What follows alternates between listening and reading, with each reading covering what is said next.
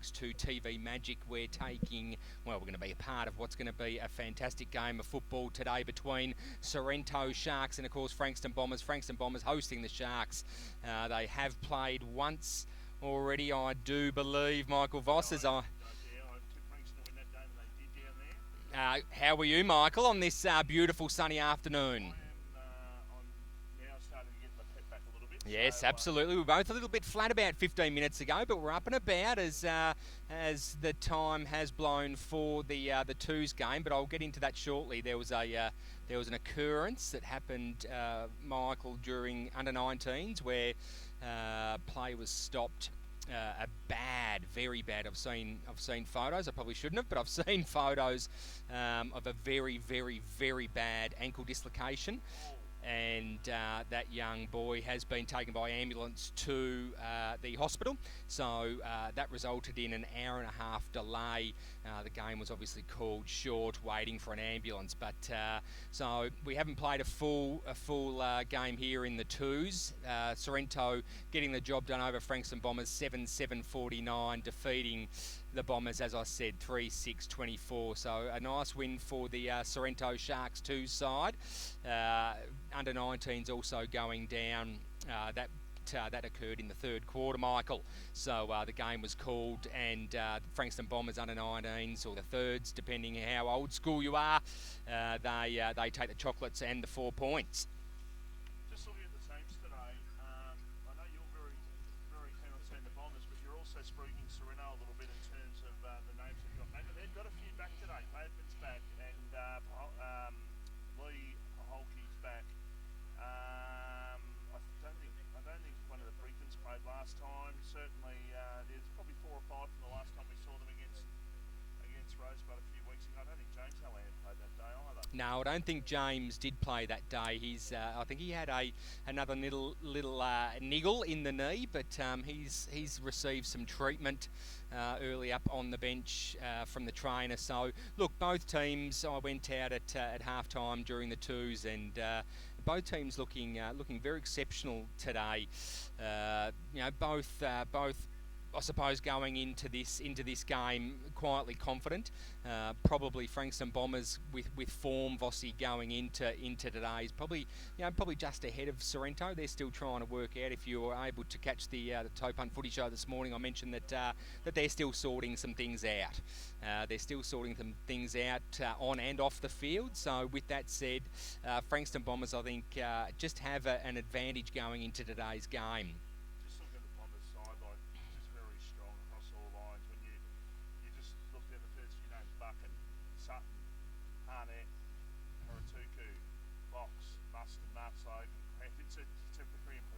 Absolutely, yeah, it is exactly right, and we know how dangerous Jared Amalfi can be when he's on fire, and he demands respect out in the field, and whoever he's going to be on, they'll have their work cut out for him. No, Jakey's not in today. I was speaking about him to a colleague earlier on in the week. Obviously, they're a better side when they've got their heavy hitters in. And look, either way, Michael, it's going to be what's shaped up to be a fantastic match of the day, thanks to TV Magic. And just a reminder too that obviously yes, the listeners, there is no crowds for football today. No crowds. You can watch the game. You can stream the games at a very small price through Clutch, of course, offering their streaming services today. You can pay $8 and you can see all the action that is happening around the grounds in MPNFL today. So you might even get a camera shot of us two in here with Crago. Yes, absolutely. Looking forward to the game. Looking forward to football being back. And let's just hope things are good. Things are good here. They're not in Queensland. 3 games have been postponed from the AFL due to all the problems over there at the moment in terms of significant 6 cases of problem, which I guess it is. So we started the game and the ball was balled up, and we've got a number 34 out there. No, it's I don't know if you just noticed, Michael. You might have been watching the TV, and I need to apologise to the listeners. We were originally told that that the twos were going to be wrapping up at 3/4 time, but in fact this is the start of the 4th quarter for the twos. The ones are just over there. Walk straight past you, Michael, right under your nose. So it is currently Sorrento. So I did well. That's all the mail that's been getting around for the last half an hour. Was that they were going to be pulling the game short in the twos, but in fact I was very wrong, and people who told me were very wrong. And I'll see you at the end of the day. Sorrento leading 7-7-49. Frankston Bombers 3-6-24.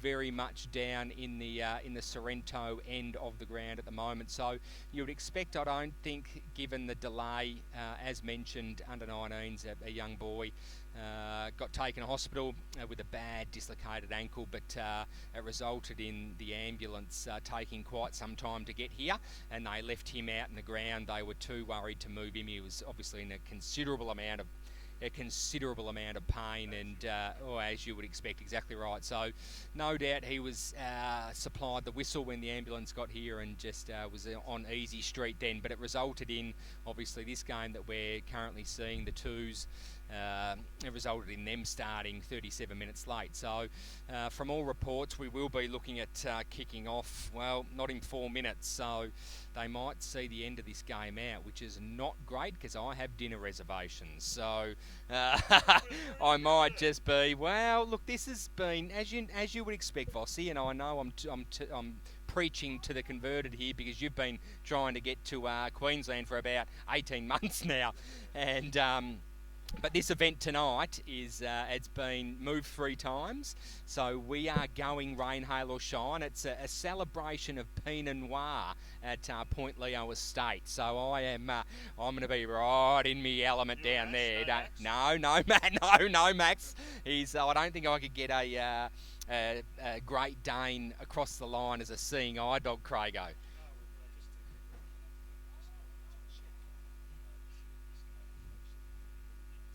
Yes. What has happened, Jen?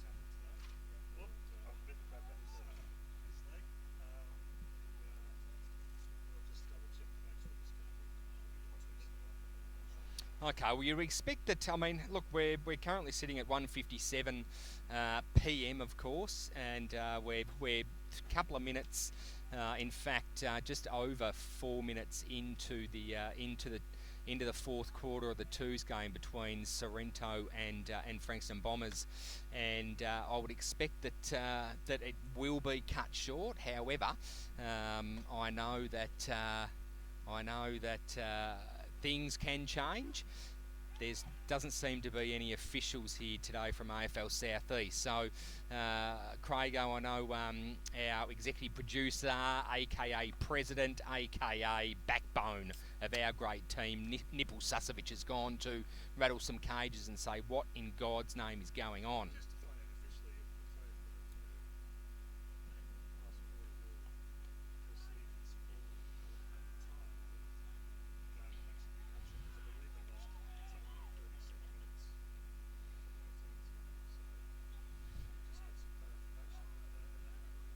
Fantastic. Thanks for that, Craigo. Was the Vice President, just before you do that, Michael, Vice President, just Anthony Ring goes back and kicks their 8th goal. So Sorrento getting the job done comfortably at this point in time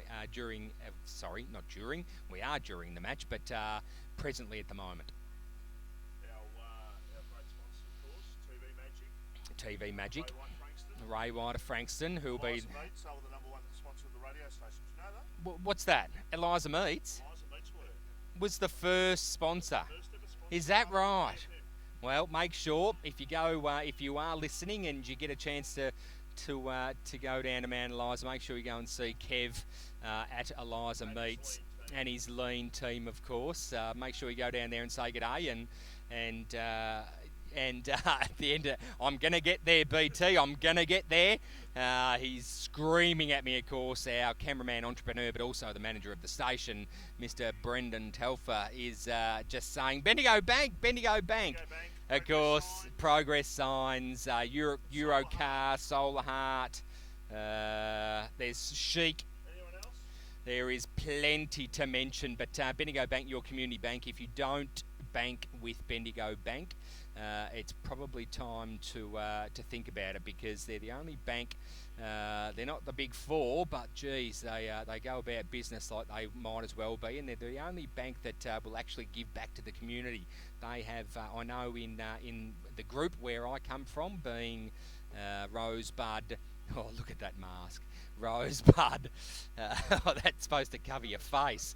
It's Rye, Rosebud and Dramana. They have given over $1 million in their time to sporting clubs and charitable organisations and not-for-profit organisations and schools, you name it. So if you don't like all your fees that you pay going to the fat cats and making them even a little bit more richer, then make sure you switch banks to Bendigo Bank, the better big bank, and we've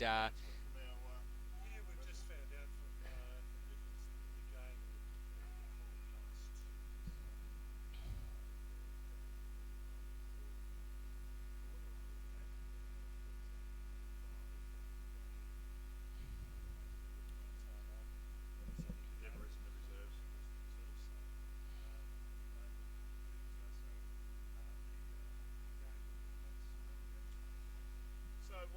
short pass is the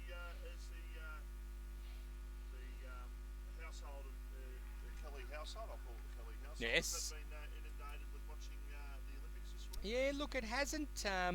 My beautiful partner isn't a sports nut. She likes obviously ice hockey, being Canadian, so she's a huge ice hockey fan. She loves lacrosse. It's very big, and Canadian football. So the interest in the Kelly house isn't all that, but I have been picking up snippets and keeping an eye on the medal tally, and obviously Crago and I stayed back at the station this morning after the Toe Punt footy show, Vossi, while you were doing the locker room, and we watched a couple of fantastic performances in the pool, didn't we, Crago?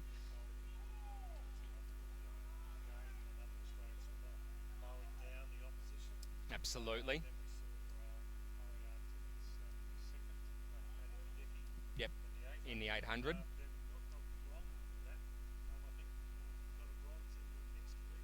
Oh, is that right?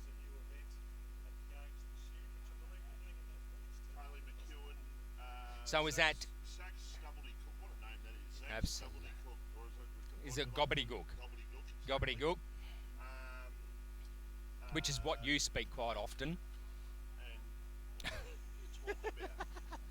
Gobbledygook. So... MPNFL was fantastic in the last league of that to get the bronze for Australia. Oh, is that right? So we took home the bronze.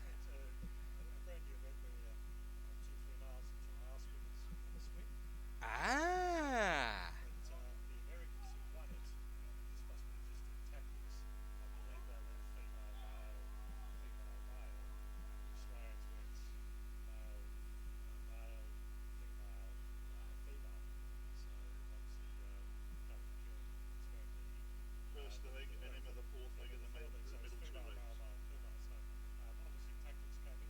So 4 individual swimmers.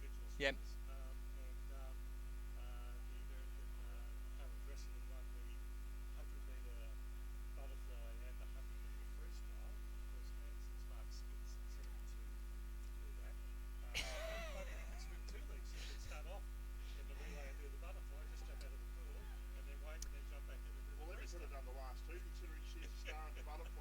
Well, that's funny you mentioned that, because obviously Titmus, who's impressed, she's the story of the times at the moment in Australia, where she's obviously performing exceptionally well in the pool, but she was a little gassed, wasn't she, Crago, during that 800? So.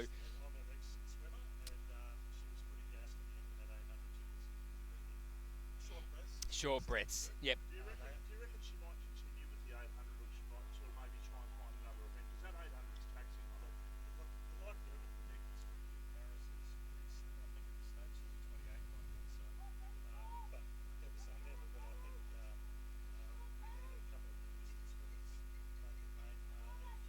Yes. And I think the Australian swimming team like focus on that. So yes, I think they'll continue on with Ariane in the 800. They'll probably try and find someone to do the 1500, which is really That's right. So, yeah, in the women's, correct, Crago. So, mate, you're obviously a huge fan of the Olympics. Has there been anyone in the pool that can swim 1500 since Kieran Perkin days? oh, look, it's our national event really, because over the years it's right back to Grant Barry Hackett was the Rose. man. Yeah, Grant Hackett was was. the man. We had Karen Perkins, we had Glenn Houston in that Jacob time as well. Kowalski, That's the name I was thinking of, Frank Kowalski. Stevens. Yeah, Stephen Holland back in the 70s. Murray Rose. Murray Rose won 56 there in Melbourne. We've got a couple of good young prospects in that particular event, but at the moment we're just a little bit off pace in the distance swimming events, and I think that obviously after each Olympics the coaches will sit down and take a look, and I think it's a pretty well-rounded performance by the Dolphins. I think they've been excellent. And Yep. so far we've won 10 gold medals. It's unofficially 11 because we've got a sailing gold medal which will be presented tomorrow and added to the record tomorrow. What have they all got in common, short pass? They're all gold. Very, very good, but no, they're all on water. They're all on water. Well, maybe because we're an island surrounded by water. Do you reckon that's got something to do with it? You and I were discussing this morning. We were. Had great first weeks. Yep. And then, of course, the athletics kick in and it sort of peters off. Jump on the flying kangaroo in the second week, Crago, and just fly home, I reckon. I think it might be the same as the Olympics. We don't have too many. We've only got a couple of high jumpers that might have a chance. We've got Christmas Australia that might grab a medal. Equestrian, we've got a good chance of Yes. picking up some medals in equestrian sailing. We've got the track cycling still to come. So just because of the schedule this time around, diving, we've got a couple of chances. So we might not necessarily see gold. Yep. But I definitely think we'll have some good medals. I was only just looking last night. I think we won 58 medals in total in Sydney. I think that's our best ever result. Yeah, or something. that'd be Yeah. pretty much right. And I think the next best down would be 35, which I think was off the top of my head, maybe Athens. Yeah, we won those 35. So I think we'll eclipse those games with our medal tally. I'm predicting we will get to around that because we've got New Zealanders are a good chance of getting a Yes, medal. that's true. Both our hockey teams are performing well. So there's still a few chances Still a out few there. chances out there. So I think short pass, the big thing for me with the Olympics, like being back in the footy today, is and because our country's in lockdown as well, but it's really added a bit of spirit to it, I think, with what Olympics do. And I think certainly with the way that the Australian team has performed, it's lifted the spirit of the country while in lockdown. I think that's a great thing. Yeah, look, it is, and it's something to look forward to. I know that a lot of people do follow the Olympics, and just on cue there is Anthony Ring, the Vice President of Sorrento Sharks, kicking Sorrento's 9th goal, bringing them to 9-7-61. So again, getting it done very comfortably, Crago. Yeah, it's looking at the team actually on what I got here. Actually, brought them on as Tony Atkinson took the game, but Sorrento certainly got their act together and most around quite easily with the game. One other thing, boys, just on the conditions today. It is starting to cloud over a little bit. It doesn't look like the wind's going to be too much of an issue. No. As we thought it might be. And I think probably pretty much okay conditions. I went for a walk at, as mentioned, went for a walk at half-time during this game here, and the conditions out on the ground are exceptional. The ground's in pretty good nick. Of course, the grass is dormant at the moment, so it looks dead, but it's not dead coming from a qualified greenskeeper. It's not dead, it's just dormant. But that the cricket pitch there where the sand is, it is like concrete. It is rock hard. So I'd hate to want to come down on that and just have your head buried into the pitch there, Michael. Boys, would you like some local football updates? Absolutely, please. Thanks to Progress Signs. Okay. Okay, with your update today over at Science as opposed to Solar. Well, Solar Hard, Progress Sounds, whatever. Whatever, okay. Whatever you want it to be. Courtesy of our wonderful station. Rye 1 behind, Chelsea 2 behind, Kringle 2, 1-13, Hastings 1 behind, Mornington 3 behind, Langwarren 2 straight 12, nothing from Devon Meadows, Quick Point 2 behind, Tyre 1-1-7, Summerlin 2 behind, Pearsdale yet to score. In Division 1 you've got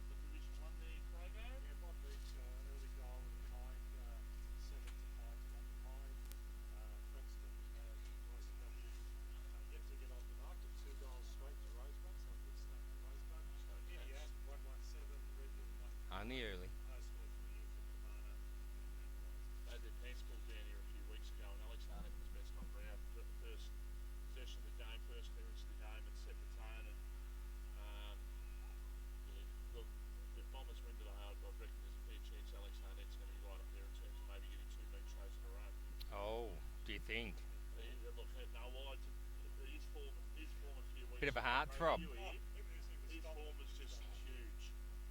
He was huge that day.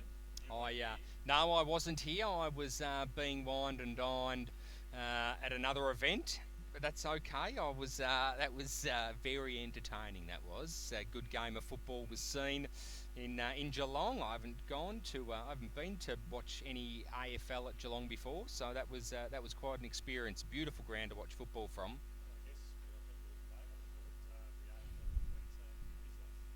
Yes, yeah, I heard that.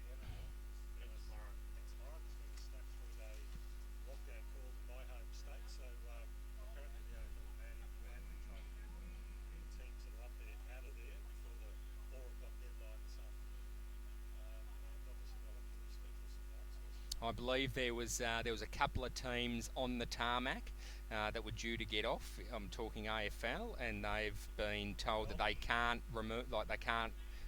come, and they've been diverted back to Perth, apparently. Yeah, Melbourne apparently were halfway in flight, got told they couldn't land, so they just rode straight back to Melbourne, I believe. So not good. So the score in the second tier is Sorrento 9-7-61, the Bombers 6-7-43, and we've got 2 3/4 minutes to go in the game. So Bombers lead 3 goals in that time and no time on. I think that's very much a long road back, but they are going forward towards the attacking 50. Which is talking to James Hallam beforehand. And, yes, you were.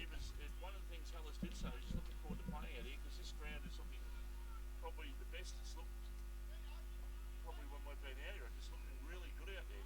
Well, for those that are avid fans of the RPP FM football team would know that we have gone to town on this ground a couple of times before, because it's persisting down when we're here, and they've had a lot of money spent on the turf here.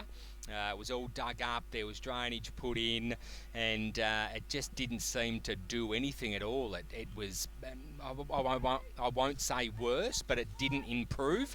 So it's going to be very interesting to see that how the game plays out, and obviously if Hallis is looking forward to getting out on it, then I would expect that all the other boys are very much looking forward to playing some football. Of course, no football has been played for a couple of weeks now, so both teams are extremely excited to get out on the track and put on a performance today for their supporters that might be watching through Clutch, of course, a streaming service, I do believe. It's amazing what you can do with technology. It's amazing what you can do when you can add sound effects. We've got no crowd in today, but we've got sound effects. And Sus has done a fantastic job bringing those sound effects to us. Absolutely. Well, you know what, Vossi, there's nothing wrong with what you can hear is just we had the Sorrento boys, the ones just walked past our commentary position here, and they were just cheering on. Of course, their twos team that are getting the job done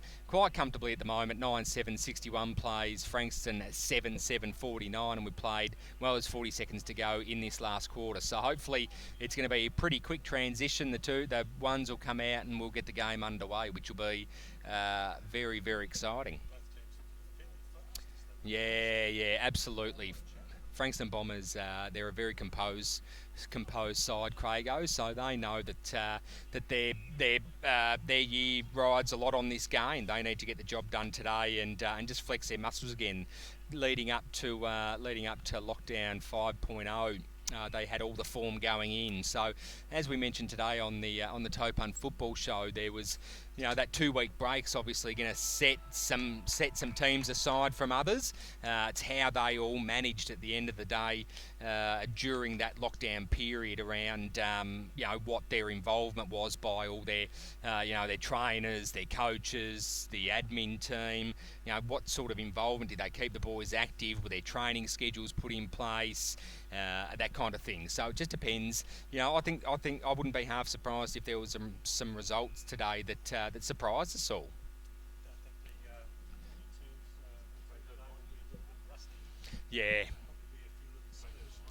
Yeah, absolutely, Craig. And I think I wouldn't be half surprised as well. Just in the centre of the ground, obviously, as I mentioned, it's quite firm out there. So I wouldn't be half surprised, given the lack of football that's been played in the last couple of weeks, that we see some injuries across. And I don't want to obviously put the moz on anyone, but. I'd half expect some injuries this week, being that there's been no footy played couple of weeks. Obviously when there's at the pointy end of the season, and we've got match fitness should be at its highest, and then with this stop-start kind of football, that's when you see teams really suffer through injury, match fitness. They should be at their peak performance at the moment, and whether that's going to show today, whether it's going to show next week, who knows? But I think the game's going to be one from each team set up previously around how they manage that lockdown. And today, of course, is round 16 of Division 1 and round 17 of Division 2. So Division 2, 7 days. This day up until next week, between 7 days' time, the season will be over for a few sides there. So you get that done, that's fine. You get Division 1 done today and 2 more rounds, so another 14 days, get that done. We should be, I dare say we should be okay. I thought I was going to be okay to go to the Gold Coast. I didn't get to the Gold Coast, by the way, did you know that? Funnily you say that, because I do remember hearing something that you struggled to get to the Gold Coast. I know, it's... Did you get to the Gold Coast? Look, I didn't. You didn't? No, I didn't. So did you end up getting there? No, look, it fell about a few thousand k's short. Well, not just a few thousand k's, it's just a few hours, I believe, wasn't it? It almost true. Come down to hours rather than days, I think. But today I was supposed to be. Last week I wasn't supposed to be here, and I was at home last week watching football. But today I wasn't supposed to. I was supposed to be, because I was supposed to fly back on Thursday. And Sorrento making their way out into the ground, and they've got about 4 or 5 in from that Rosebud Dome. So this is it for them. They need to win. They need to win because they've got. I tell you what, Mitch Hallahan's looking strong there. He's the last man to come out, and he is looking fit and raring to go. He is focused. They don't call in the bull for no reason. Yeah, look, I think, what's the ladder say? It's Rosebud 6th, Dramana 5th. Dramana a game in front, Rosebud a game in front of Sorrento. And so basically, they're hoping for Mount Eliza to beat Dramana. They're hoping for YCW to beat Rosebud, which is 2 possible results. And they've obviously got to get the job done. But they have got a few extra players in today, which they didn't have. Paholke was one that didn't play. He coached against Sorrento that few weeks ago when we came out of lockdown 4. Some very happy boys in the twos. Vossi, I'd be interested to. I get a sense that it just means a little bit more, this win. I get a strong sense that that's the case. So I might have a look while you're talking about. Look at the ladder and just see where that places them. They're currently singing the song loud and proud, which is fantastic. That's why you take home the chocolate, so you can go back and celebrate as a team. Yeah, look, it's another reason I'm glad football's back this week, because the Peninsula Raiders, which is a club I have a huge involvement in. I don't play, but I'm down there every week, sort of supporting them, and a lot of mates down there, all that sort of stuff, and there's guys and girls down there, fantastic people, and if you're looking to play over 35 football, the Raiders is definitely the club for you. Currently sitting 7th. There's Frankston, the Sharks, Michael. So the Raiders I think they're just happy about the win. Very happy. The Raiders have got 4 sides. The 50s don't have a ladder. The thirds, first, seconds, and thirds, being the 35s, 40s, and 45s, are all sitting in second spot. All a chance to realistically play in a grand final, and the Raiders in their 26th year, but their 25th season, have never won a flag, and this is a real opportunity, and this is what I want to see. I want to see at least one of the sides come back after 6 weeks' time or so with a flag under their belt, because it would just be huge for the place. Yeah, look, it would be huge for the place. It's well documented, Vossi, that you're a huge fan of the Peninsula Raiders. They're a fantastic club, and I wish them all the success. I was telling you some of the names the other night, like the names that have passed in the MPNFL. Like, you look at guys like Dwayne Annable, you look at Brad Allen, you look at Jared Smith from Tybe, Scott Pickersgill, Ricky Johnston, Jason Conlon. You got some fantastic names there just in that lot, and I'm missing a few there as well. They've got some really. Adam Hunter's another one who's started playing this year. Like, it's great to see, and they're enjoying it and they're having fun, and I think it's realistically a chance for them this year. So I really want to see no more lockdowns. Just get through the rest of the season and see where they end up, because I reckon they'll end up with holding the cup up if they do. But long way to go yet. A long way to go. Still a few minutes to wait here for this game. Sorrento winning the seconds by 12 points. Can I put you on the spot, Vossi, and just ask you what you're looking forward to today, as in matchups, please? Who do you think's... obviously, there's damaging players in both teams, and obviously, I think it's going to be one in the centre. It's going to depend on who's able to kick straight today, but I think the game's going to be one in and out of the centre. Well, you look stoppages. You look at guys like Sutton and Fox, and also I've missed one there. Fox, Hunnett, Sutton, Hunnett, and Fox up against the Hallahan boys. In there in the middle, it's going to be awesome. Shadden Gladman will spend some time in there as well. Look, it's a really good battle in the midfield. Haratuku threatened to take the game away from YCW himself there a few weeks ago. Took a few good marks, probably didn't kick as straight as what he wanted to, but really looking forward to it. But look at some of those Sorrento names, the successful names: Gladman, Hallahan, Baholke, Grant, Corp, Brigden, Hallahan, Marsden. They're very strong, very, very strong names. They had a lot of success. They know this is it. This is their last chance. They have to win today, otherwise their season will pretty much be up in smoke, because they've got. I think I said they've got YCW next week, and that's at YCW, and then they play.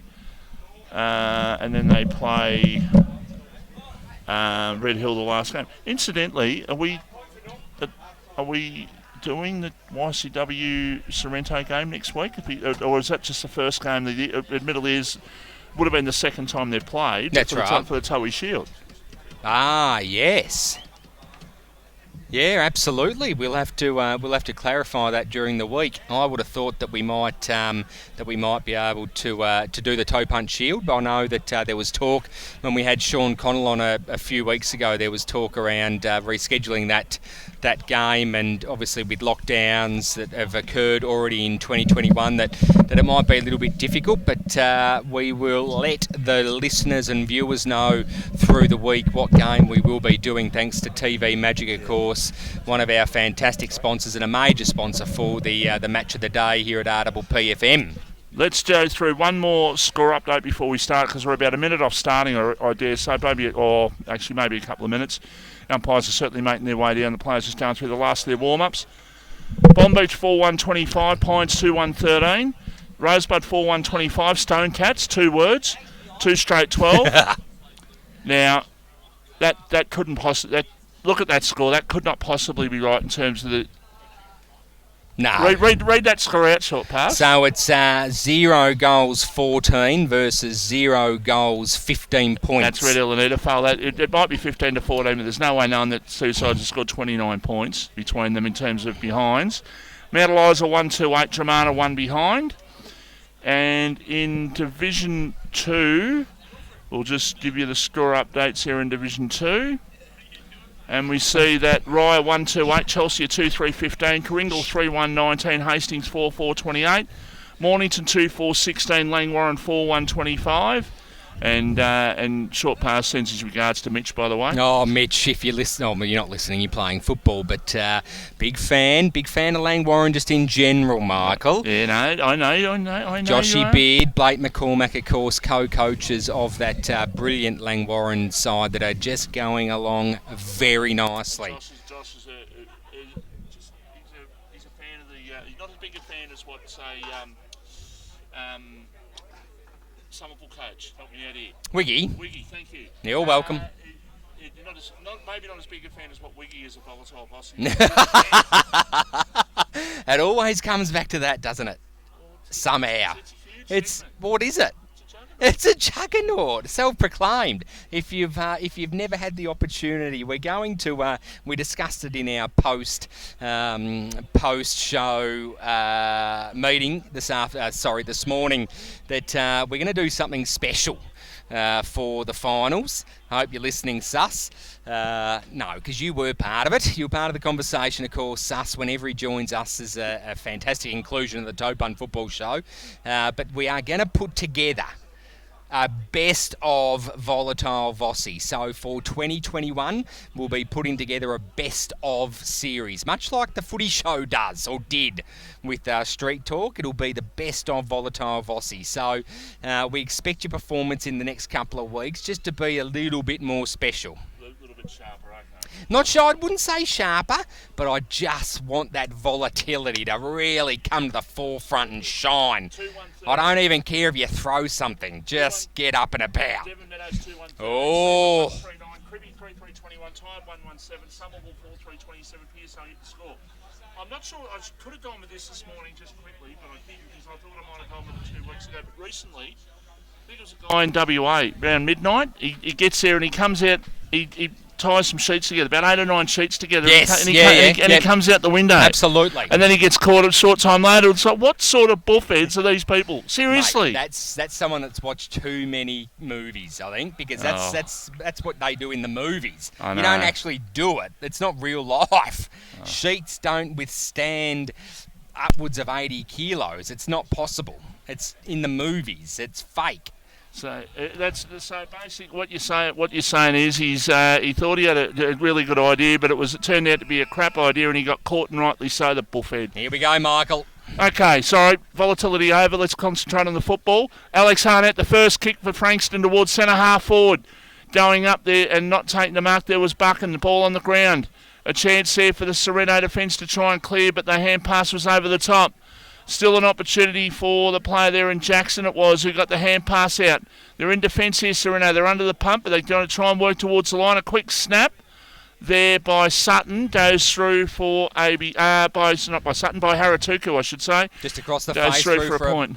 Through for a minor. Vossi first on the scoreboard. The Frankston Bombers 1 point to Sorrento yet to score, and that's thanks to Ray White of Frankston. And if they want to give Alex Harnett that much room to go penetrate with a long kick out of a clearance, then fantastic mark there taken by Crode. They're going to be in trouble if they don't put some time into Alex Harnett this afternoon. Short pass, mark taken by Corp, long way out from goal. He's on centre wing, so he's 2 kicks out from goal. He'll look to go high and long. He looks to go towards Paholke, who's at the back. Couldn't take the mark, ball on the ground. A quick snap there by Gardner it was, and it's a beautiful kick, and the mark has been taken. He fed off that contest, Paholke. He ran into the space, and he yelled out for the pass, and Gardner, it was a good kick. He just allowed Paholke to run onto it. Beautiful centering kick there by Gardner, and I think Paholke, obviously a very, very intelligent footballer, Vossi, as we all know, just read that play really well, knew that he was going to kick it into space, and Gardner did just that and was able to run on to what was an easy mark. He's going to kick this from about 30 out directly in front. Should be a goal. Really should be a goal. There's a goal. They're on the board here, Sorrento, through their coach in Lee Paholke. 1 straight 6, Frankston 1 behind, and we've played, about 3 minutes in the opening quarter. Absolutely. And Craig, you'll be keeping us updated right throughout the afternoon with AFL updates as well as around the grounds. And just a reminder that Gold Coast and Melbourne, Essendon and Sydney, which is on today and tonight, and Port Adelaide and GWS are off due to Queensland's snap lockdown from 4 o'clock this afternoon. I can tell you that into the fourth quarter, Western Bulldogs well in front of the Crows, and Geelong are 8 points up on the Kangaroos at half-time. And what about the mixed trap Olympic scores we'll get when we can. Sus. Don't. Because Craigo could just talk about bloody Olympics all day. If you mention what's going on in the trap. I've watched that much of it this week. And Russell Marks sitting next to us. I've got my glasses. You got your Russell Marks glasses. So if you see a little red dot on your forehead, make sure you run, because it's Michael Voss just getting his eye on the scope as the ball's been taken out of bounds directly in front of our commentary position and in front of the Sorrento interchange. Hallahan, that was Mitch who got the ball inside 50, but he was tackled as he tried to get rid of it, so not as penetrating a kick as what he was hoping for there. The ball's going to be balled up by the umpire, 40 metres out from the goal that Sorrento are attacking, which is the left-hand end of your radio dial. Harris met very heavily there, gang tackled by two, Vossi, so... Sutton, a hand pass, Fox, hand pass, and all of a sudden they're away. Drake to Harnett, goes long down the line towards centre, or towards half-forward. In fact, the ball looked to be picked up there by Buchan. Not to be on that occasion. The umpire says I'm going to ball it up. Right half forward here for Frankston. Early stages of this game, we've played not quite 5 minutes in the opening quarter, and it's 1 straight 6 Sorrento, 1 behind the Bombers. Bombers, of course, right on the tail of Mount Eliza, who are third. And they're half a game behind this one. This is the third last game today.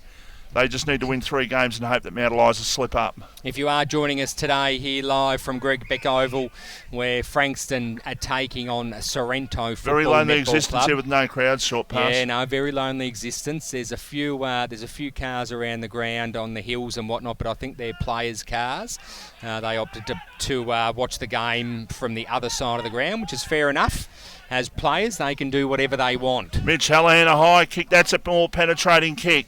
Pahalki might have been given a bit of a push on his opponent there in Pickus. It was ball towards the line, and in fact it's going to be a free kick and now an advantage paid. So Frankston will clear down the line, but that is out of bounds in the full. So that's a poor kick. They were looking there on that occasion for poor kick and a wasted opportunity, Michael. Thought we have a 29 out there, I think, for Frankston, but we don't have it on the list. But that's all right. We'll work that out in a minute. Long kick towards half forward. The umpire's given a free kick. It will go to Sorrento. Yes, Crago? I can give you an update in the men's team trap. The United States and Slovakia are playing at the moment, and Slovakia are down 4-3 in the bronze medal match. Oh, look. The Slovaks have got they're the team to watch in the Slovaks. Is that like Vulcan or Kelvinator, or is it the Slovaks? Please explain. Well, they're Slovakia. They're the Slovaks. Oh, Slovakia. Okay, sorry. I was really, really confused then. I might just put these on from there. Yeah, you might have to do these. You might have to do that. It's a shame we don't have the camera pointed on us. Should be free kick to Sorrento. Oh, no, can't ball do that. Ball is true wing position. The umpire blows his whistle and the ball will be thrown up. Cannot call them on. Can tell you in the match of the day, boys, yes, Lang Warren 4 points up on Mornington at quarter time. Okay, so quarter time at Mornington. What about the European handball, France versus Germany? Oh, don't. I'll get that score at quarter time. No worries. Looking forward to it. There's an opportunity. There is, as I said, a 29 Smart out there kick for Frankston, so we've got to get that number sorted. It's kicked towards the top of the goal square. Not to be. Now I'm just putting those on just for a few seconds. Has stuffed my eyes there for a minute. Ball right at the top of the goal square. The umpire's going to ball it up, I think. Or is it given a free kick, in fact? There's an injured player down for there is an injured player, that's why the delay. Time has been called off. That score, by the way, boys, quarter time, Mornington 3-4-22, Langwarren 4-2-26, Kringle 5-2-32, Hastings 4-4-28, Chelsea 2-5-17, Rye 1-3-9, Devon Meadows and Seaford 2-3-15, Devon 2-1-13, Crib Point 5-3-33, Tyab 1-2-8, and Somerville 4-3-27. Pearsdale yet to bother the scorers. Already plenty of emotions in this game, Michael. Everyone getting around Mitch Hallahan after that Bombers player went down, so I can't help but to think that Mitch had a hand in that. However, oh geez, give so they may grow. So there's been some social activity to say that everyone wants to see Michael, Mayor of Mornington, a Voss, with his Russell Marks glasses on. I could not possibly call the game with them on. Perhaps at quarter time, when we have a camera directed at us, you can put them on and you can really just show our avid fans what pure class and style looks like. Oh, look, I need them for phone and computer use. I'm blind without them, I really am. Here's an opportunity for Frankston to go inside attacking 50. They go towards the top of the goal square. The ball was knocked away. Page the only chance here for Frankston, but the ball travelled out, nearly out towards the defensive 50. That's how far the punch went. It was about 35 metres. The ball is going to be thrown back into play by the umpire. Peter, is it? You need to wear a name. Just a few little shenanigans as there's been a bit of a lull in play. Suss is in his happy place at the moment. He's in his happy place. He's been up and about since Thursday, which is very good to see because local football is back and we are back covering it for you thanks to TV Magic. Scoreboard reads 1-1-7. Frankston 1 straight point, and that's on the Ray Wider Frankston scoreboard. We've played 9 minutes. 9 and a bit minutes, in fact. Frankston with a long kick through Bedford, I think it was, towards full forward off the pack. Jackson trying to get the ball away. He's going to be interfered with, so he'll get a free kick for in the back, and they will get a quick kick out here. Sorrento, not probably the ideal time to play on because they haven't made much distance, and ball's still inside the attacking 50 here for Frankston. They hold the ball up. Frankston Bombers just doing all the attacking at the moment, yet unable to put a major on the scoreboard yet, Vossi, which is a credit to the back line of Sorrento doing all the work at the moment. Nick Corpse asking for the ball. Ball's kicked forward, gone over their heads. Ball goes to ground at half forward position for Sorrento. Short kick. No one on the end of that. However, there's been a runner just trying to pick up that play there. It is Chapman for the Frankston Bombers. Quick to play on. Balks around. Love it. Kick down wing. Awkward looking bounce. Running onto Sorrento's defence. Just trying to sort some things out at the moment is are the Frankston Bombers. They have done so. Another inside 50. Short kick. Looking for Lego Head himself. Daniel Grant, however, unable to get possession of the ball. The ball goes over the line to be thrown in by the umpire, Michael. Yes, indeed. Are you just looking for some updated No, I'm just jumpers? Yeah, that's what I am looking for, but unfortunately you'll not be able to find it there. So we're missing 2 at the moment. So where's Bez gone? We must... where has Bez gone? He might have gone to because we've got another camera down at. Is it down at Somerville? Where our other camera? Yeah, I think he's down there at the moment, but I think he will be back. Long kick out of defence. Defence is on top here for both sides in the early stages. Sorrento looking to get the ball on centre wing, but the ball is going to be taken over the line. Mitch Hallahan back on. Chapman off for... Sorry, not Chapman. It was Gardner off for Sorrento as the ball's wrapped up. Wing position. Umpire to come and throw it back up, Michael. So it's a hot contested footy at the moment. Sorrento are yet to enter their forward 50 for the last probably, I'd say, maybe 6 or 7 minutes. Frankston doing all the attacking at the moment, just working things out on the wing position, looking at going inbound and doing so. Clean possession here. A lot of players around for Frankston. Another inside entry looking for Grant. Grant tries to juggle it in the air, but ball goes to ground. Picked up by Sorrento defence. Cleared only just. Ball dribbles just past the 50-metre mark. Picked up by Frankston. Great intercept mark there by Sorrento. I think that's Ethan King over the other side of the ground. Umpire calls play on. Finding Jackson. Just a short kick. Still inside Frankston's 50-metre zone.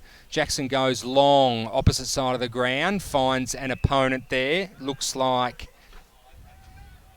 Who is that? Is it Perich over the other side of the ground there? High up and under kick. Some would say it's a hospital kick. Great intercept there. Mark there taken by Haratuku. Slow to get on his feet. Ball is over the other side of the ground, wing position. He's looking for the switch, just having a look. There's no clear player.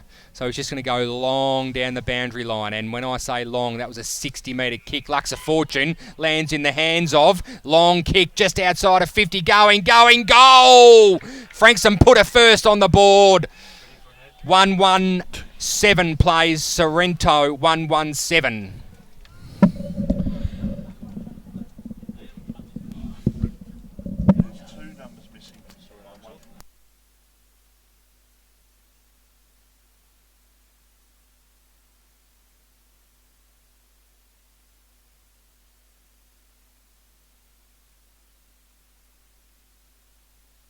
To Greg Beck Oval. I'm wanting an update on the Argentinian volleyball side because Augustin loser. If you are is playing for Argentina in the volleyball.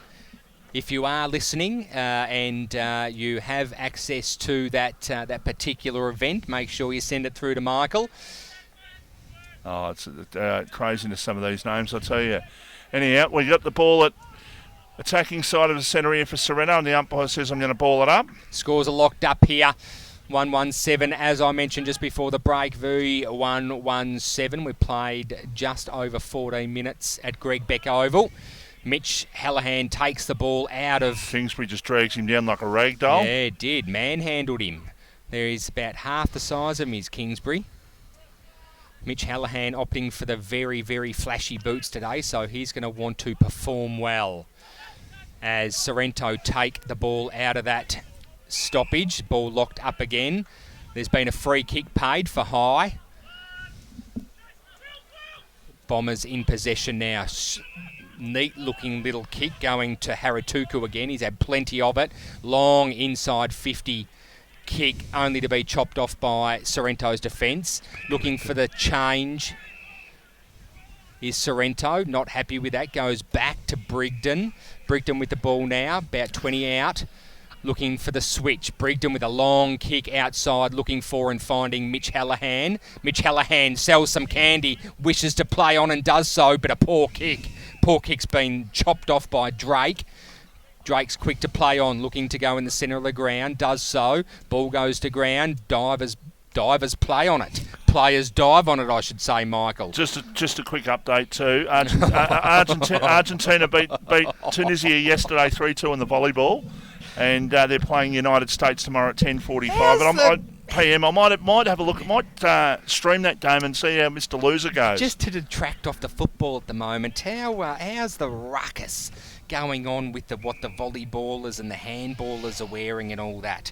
Who cares? Wear a tracksuit. Well, the poor Norwegian triathlete with the unfortunate colours of his suit, he got in trouble as well. So you can't, because he was, you could almost see the shape of his, you know what. In 1896, they were going around probably nude. Or before that, anyhow. The early it would have been before 1896. The ancient Olympics, Michael, were all done nude. Sorry, 1896. The ancient Olympics. Well, there you go. You're before a classic. That. You are a classic. 1896. You reckon they were all playing volleyball nude, were you? There's some of them might have still liked to do it. There's a shot at goal. That's a point. That's a point. Oh God, we're losing focus. We are losing focus. Boys, they've corrected that score in the Red Hill Edie Asp game, by the way. It's 3-4-22 Red Hill Edie Asp 2-4-16, and Rosebud are currently 9 points up on Frankston YCW. Man with his dog, so he's just found his dog. He's just leashed the dog up, so he's just found his dog. His dog ran off on him. Well, so it's funny because that man did. There was a person come up to me earlier and say, "Have you seen a Labrador?" And that wasn't the man. So I think he's stolen the dog and he's decided to take it for a walk. The dog's not looking real keen. No, he's not. Of course, typical lab just found a chip and then tried to eat it, but you never know what's going on. Did you drop a chip, Sus? No way, he says. Not me. Not. Oh, there's a flyer in the middle of the ground. Free kick.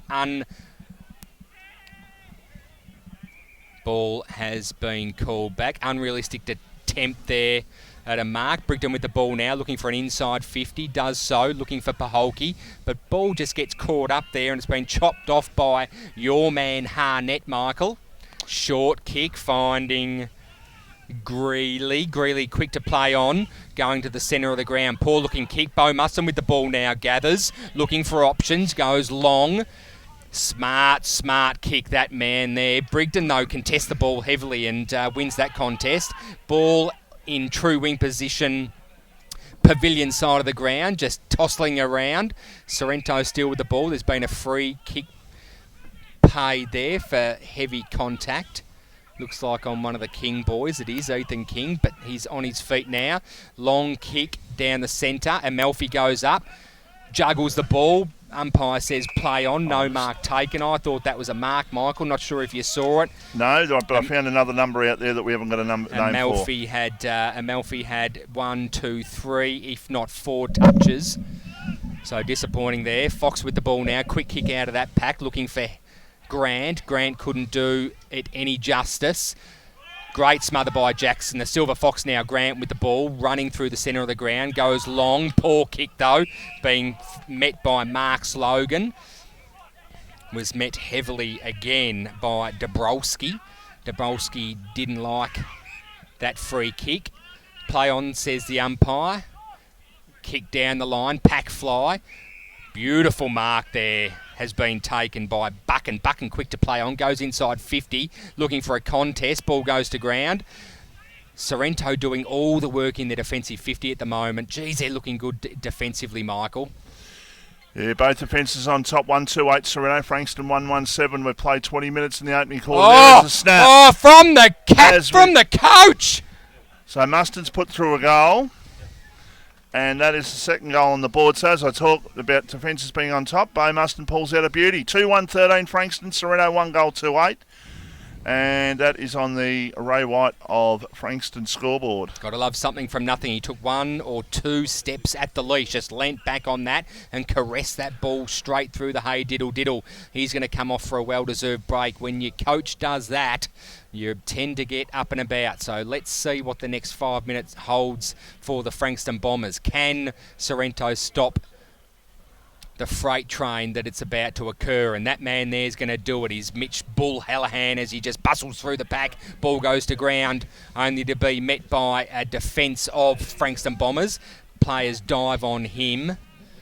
The umpire blows his whistle. The ball to be thrown up.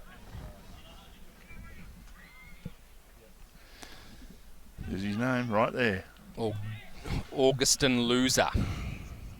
That's his name. That's the Argentinian volleyball player. There you go. It's from a family of losers, I believe.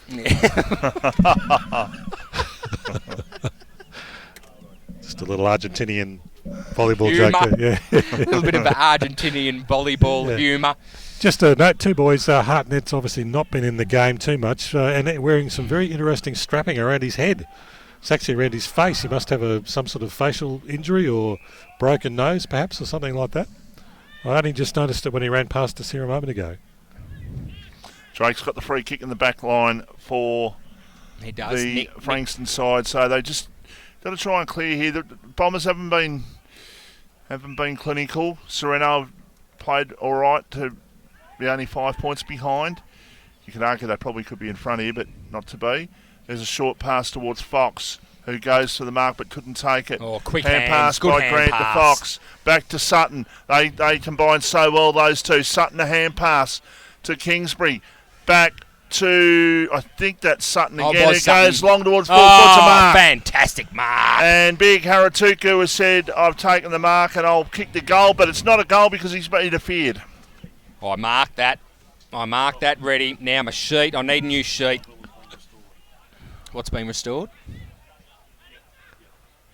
So the score stays at 2-1-13 Frankston. Sorrento 1-2-8. We've played 22.5 minutes in the opening quarter. We're live here at Greg Beck Oval thanks to TV Magic. Kingsbury takes a beautiful intercept mark there, ready to put Frankston Bombers back inside 50, and he does so and that's through the agency of Dale Sutton again. Vossi, you know Sutton really, really well, obviously not off the field, but on the field. distance here. He's going to kick this from about 47 out to slight angle. I would probably think I'd like to see Dale Sutton A little bit closer? On the run. Yeah. I think maybe the set shot isn't his strongest suit. Maybe he'll just go back and slot it and prove me wrong. But we're in a beautiful position to follow this one through too. As he sets sail, accuracy just off a little as it's been punched over the line for a minor. 2-2-14 plays Sorrento 1-2-8. We asked more of Frankston, and Frankston have delivered. Only a scotch in front as the ball's kicked out.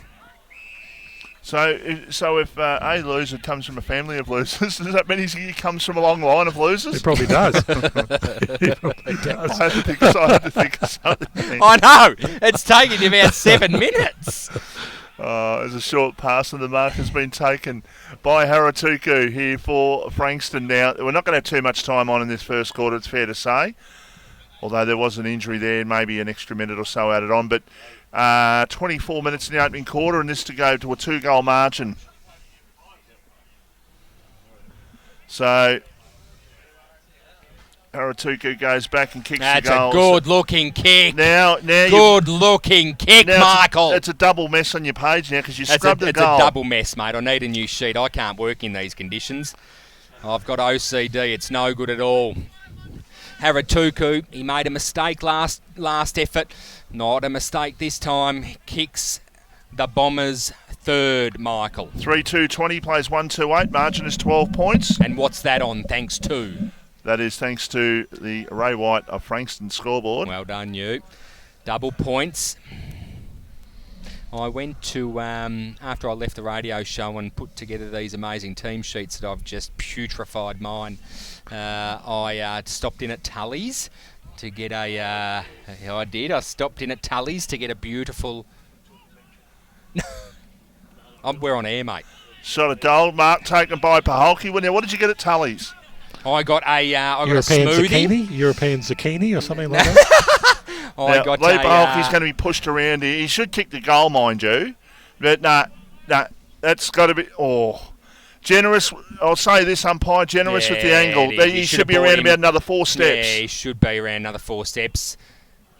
No problem for that man there is Lee Paholke as he slots through Sorrento's second goal. We might take a very, very quick break and be back with the quarter time wrap here at Greg Beck Oval. You're listening and watching RPPFM, the voice of Peninsula football. Do you have TV antenna or reception issues? Need to wall mount your TV or want extra TV or data points? Then call TV Magic, Frankston and the Peninsula. Call Clint for a free quote on 0484 395 555. TV Magic, we make all your TV problems disappear. A station sponsor.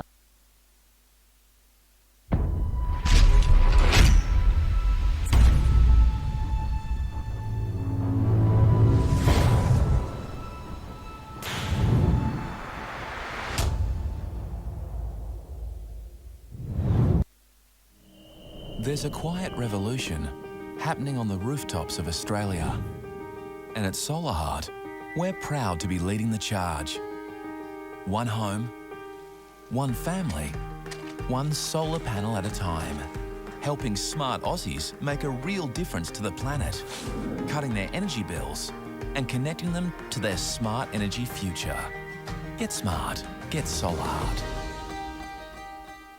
More and more people with a taste for quality are shopping at Eliza Meats. Kevin and his lean team pride themselves on the finest cuts, from juicy steaks and roasts to high-grade mince and sausages. And Eliza Meats are the gourmet specialists. Inquire about Eliza Meats Spit Hire. Phone 9787 4473 for a mouth-watering meal fit for a king. It's all at Eliza Meats. See our sponsor Kevin at Eliza Meats, 112B Mount Eliza Way, a station sponsor.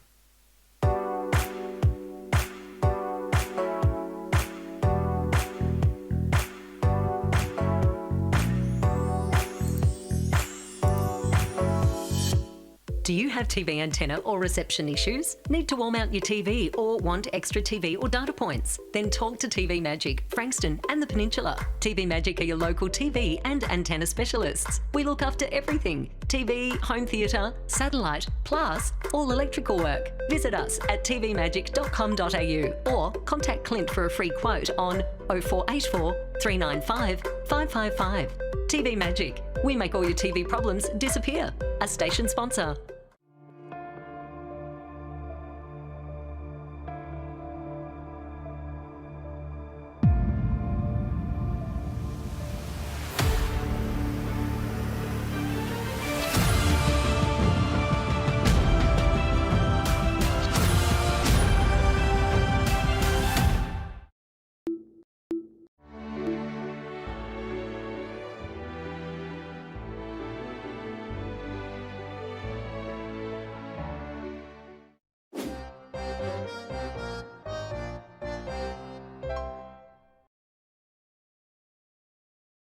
Brighton Auto is your Bayside and Peninsula automotive one-stop shop.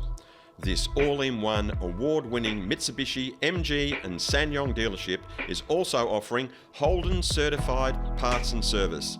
They have a huge range of new, demo and used vehicles plus factory-trained service technicians. Your proud RPPFM station sponsor, Brighton Auto, will also ensure your dream car is well within reach and kept in great hands. Why not visit brightonauto.com.au or find them at 67 Nepean Highway, Elstonwick, LMCT 10680.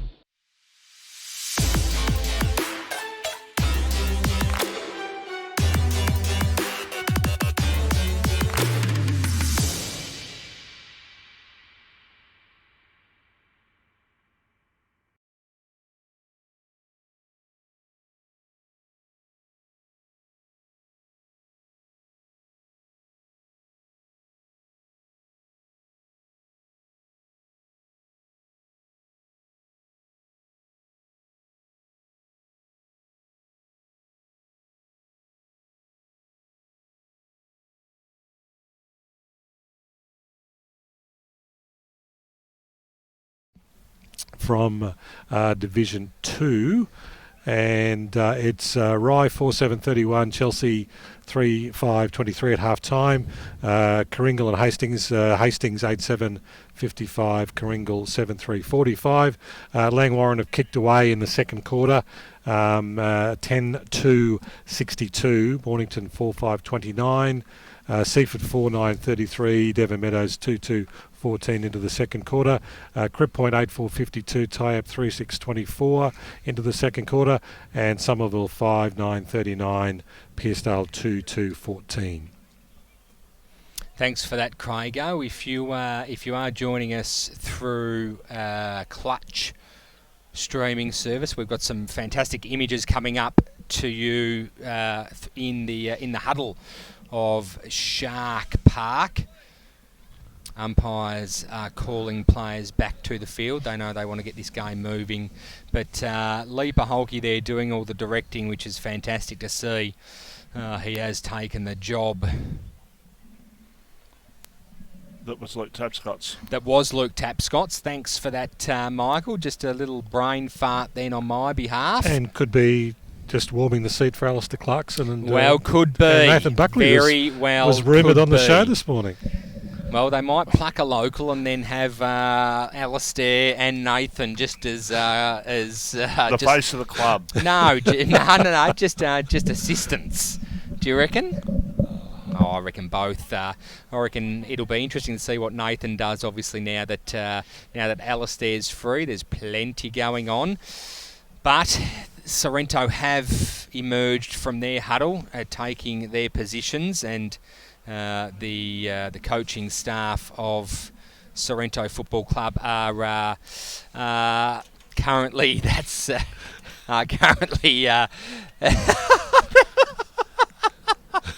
very good, BT. Any closer would have been up your nose. Absolutely straight in my schnozzer. But we are about to get this second term underway. And just a reminder, the goal kickers in the first quarter, Haratuku, Muston and Sutton for Frankston, and 2 goals to Leaper Hulk in their 2 goals to 14. So we've started the second quarter. The umpire says I'm going to secondary ball up once again.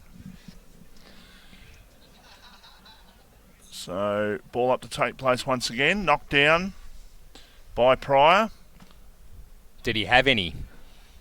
Did he have Pryor? Well, maybe. Maybe. Fox just buffeted off the ball there, and the umpire letting play go on. Getting the hand pass out now. Ball over towards Mitch Hallahan, who goes with the high kick towards full forward. And I think there might have been a push at the back there. Against, I think that's against Glad. No, that's not Gladman. That's is it Polky? The 7 and the 1s now look so similar. There has been. No, that was Glad. That was definitely Gladman. That one. Only one solution. French 7s. That's the Russell Mark glasses. Russell Mark glasses. The ball has been taken out of bounds. I wouldn't be able to see a thing. But some might say I'm not able to see a thing now anyhow. So either way, I can't win. Boundary umpire throws the ball back into play. Free kick for too high. Free kick going to Sorrento. Now a hand pass and over by Hallahan. Poor hand pass. Yeah, they should have gone back and just... Hallahan wasn't expecting the hand pass, and then he was put under pressure as a free kick out of all that. Yeah, there has been a free kick. I think I can't pick up that player that is on the ground, but he was shown a bit of attention there by Perich of Sorrento. So there has been a free kick, and the player was Mark Slogan for Frankston Bombers. So there's been a free kick. A free kick paid, as I just mentioned.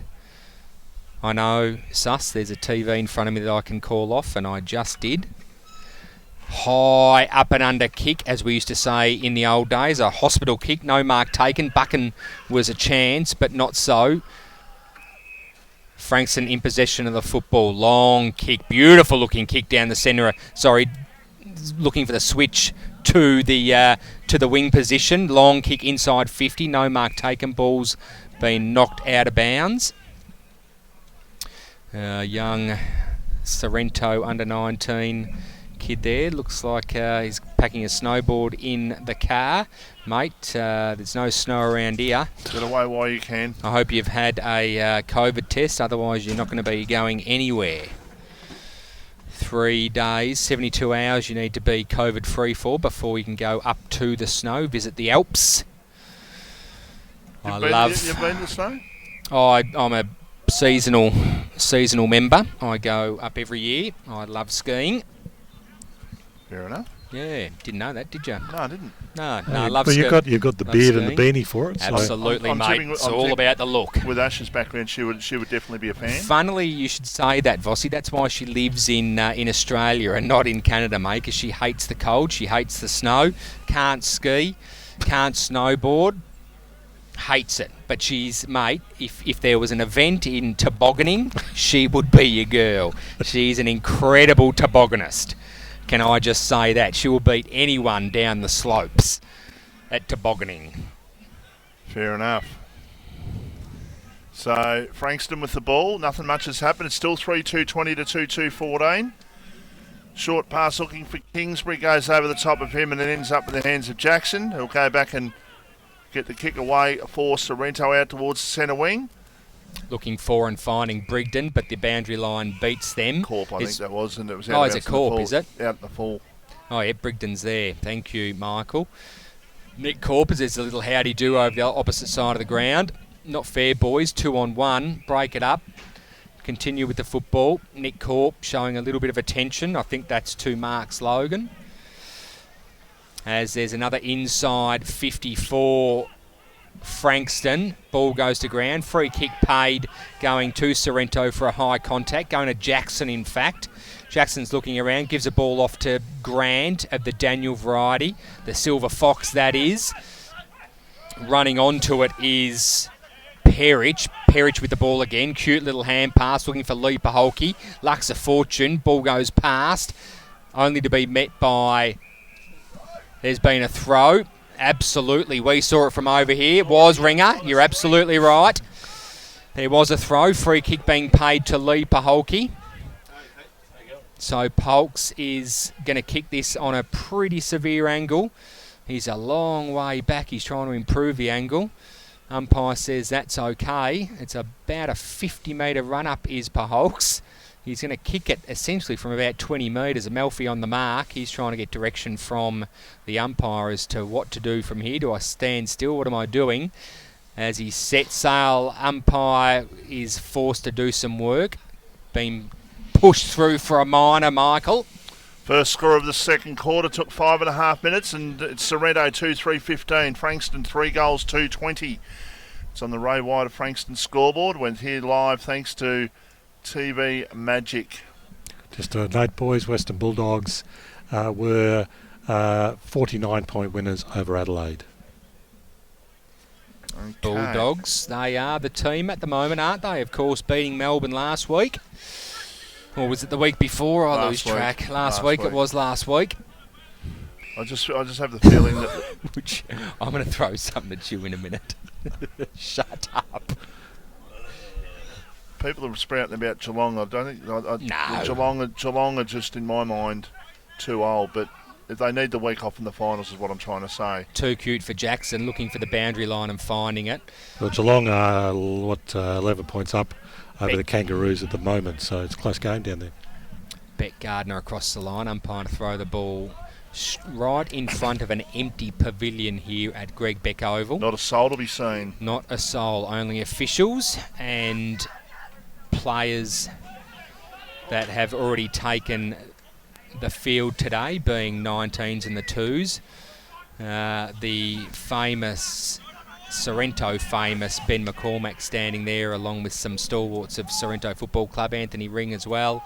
Of course, major sponsor, vice president and player of the 2s. But Bombers doing all the attacking at the moment as they look to go inside 50 again. There's been a free kick paid. Should be advantage, or at least down the ground, and it has been paid down the ground. Jay Page with the ball, looking for an inside 50 option, finding one. Great mark there taken by Harnett, your boy. He's ditched the strapping, so it must have been ditched the too strapping, just too a bit of difficult. Must have got a bit of a knock on the nose, Crago, and had to get some tape around the schnoz. I wonder if our good friend Tales is here today in an official capacity. No, I wouldn't have thought so. Well, I think she's a D. Isn't she a D grade netballer? So she would have played netball earlier this morning, I would have thought. Girls football down the front this morning. Girls football down the front, so she would have been there as well.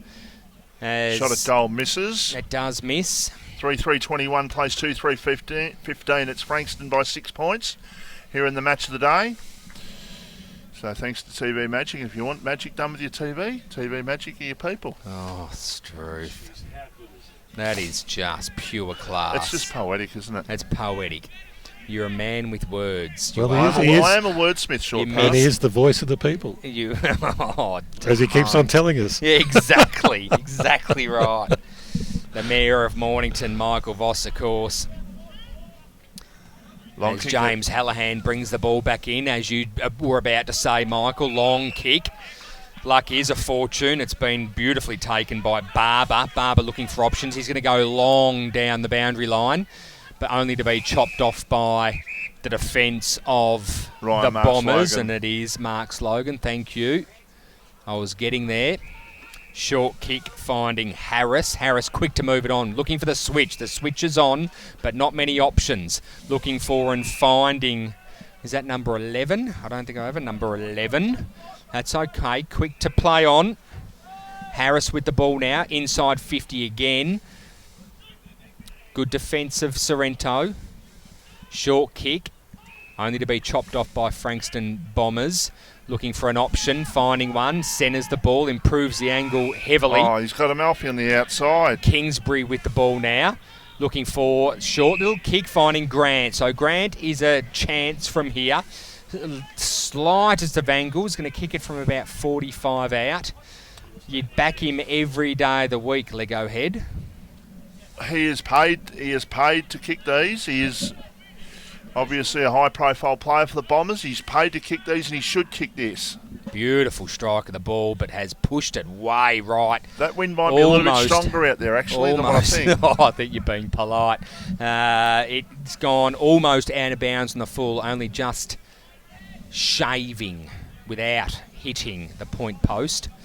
So it's a scrubbery looking kick. James Hallahan looking to bring the ball in again. Looks like he's going to go one kick out and go long again. Takes a long run out. Mitch Hallahan at the fall of the ball. Amalfi flies. Double fist is Amalfi. Rosebud. The ball goes out of bounds. Umpire to throw it back in. Points in front Come on, the Buds. of the Stone Cats. I know, two words. I And, know. Mount Go the Eliza- Buds. Mount Eliza 6-4-40, Dramana 1-6-12. You're killing me. You're killing me, sus. Get yourself a mic, and if you want to talk. Bo Musson with the ball now. Just a crazy handball into space, only to be met by a very dominant-looking Sorrento. Quick hand passes Jackson. Doesn't find an opponent. The ball looks like it's going to be... That's James Brigden there. It's going to beat them both. James Brigden. It's bloody James Hallahan, sorry. Halla's there. 1-2. Meeting the ball out of bounds. Umpire to throw it back in and does so. Bombers winning that tap.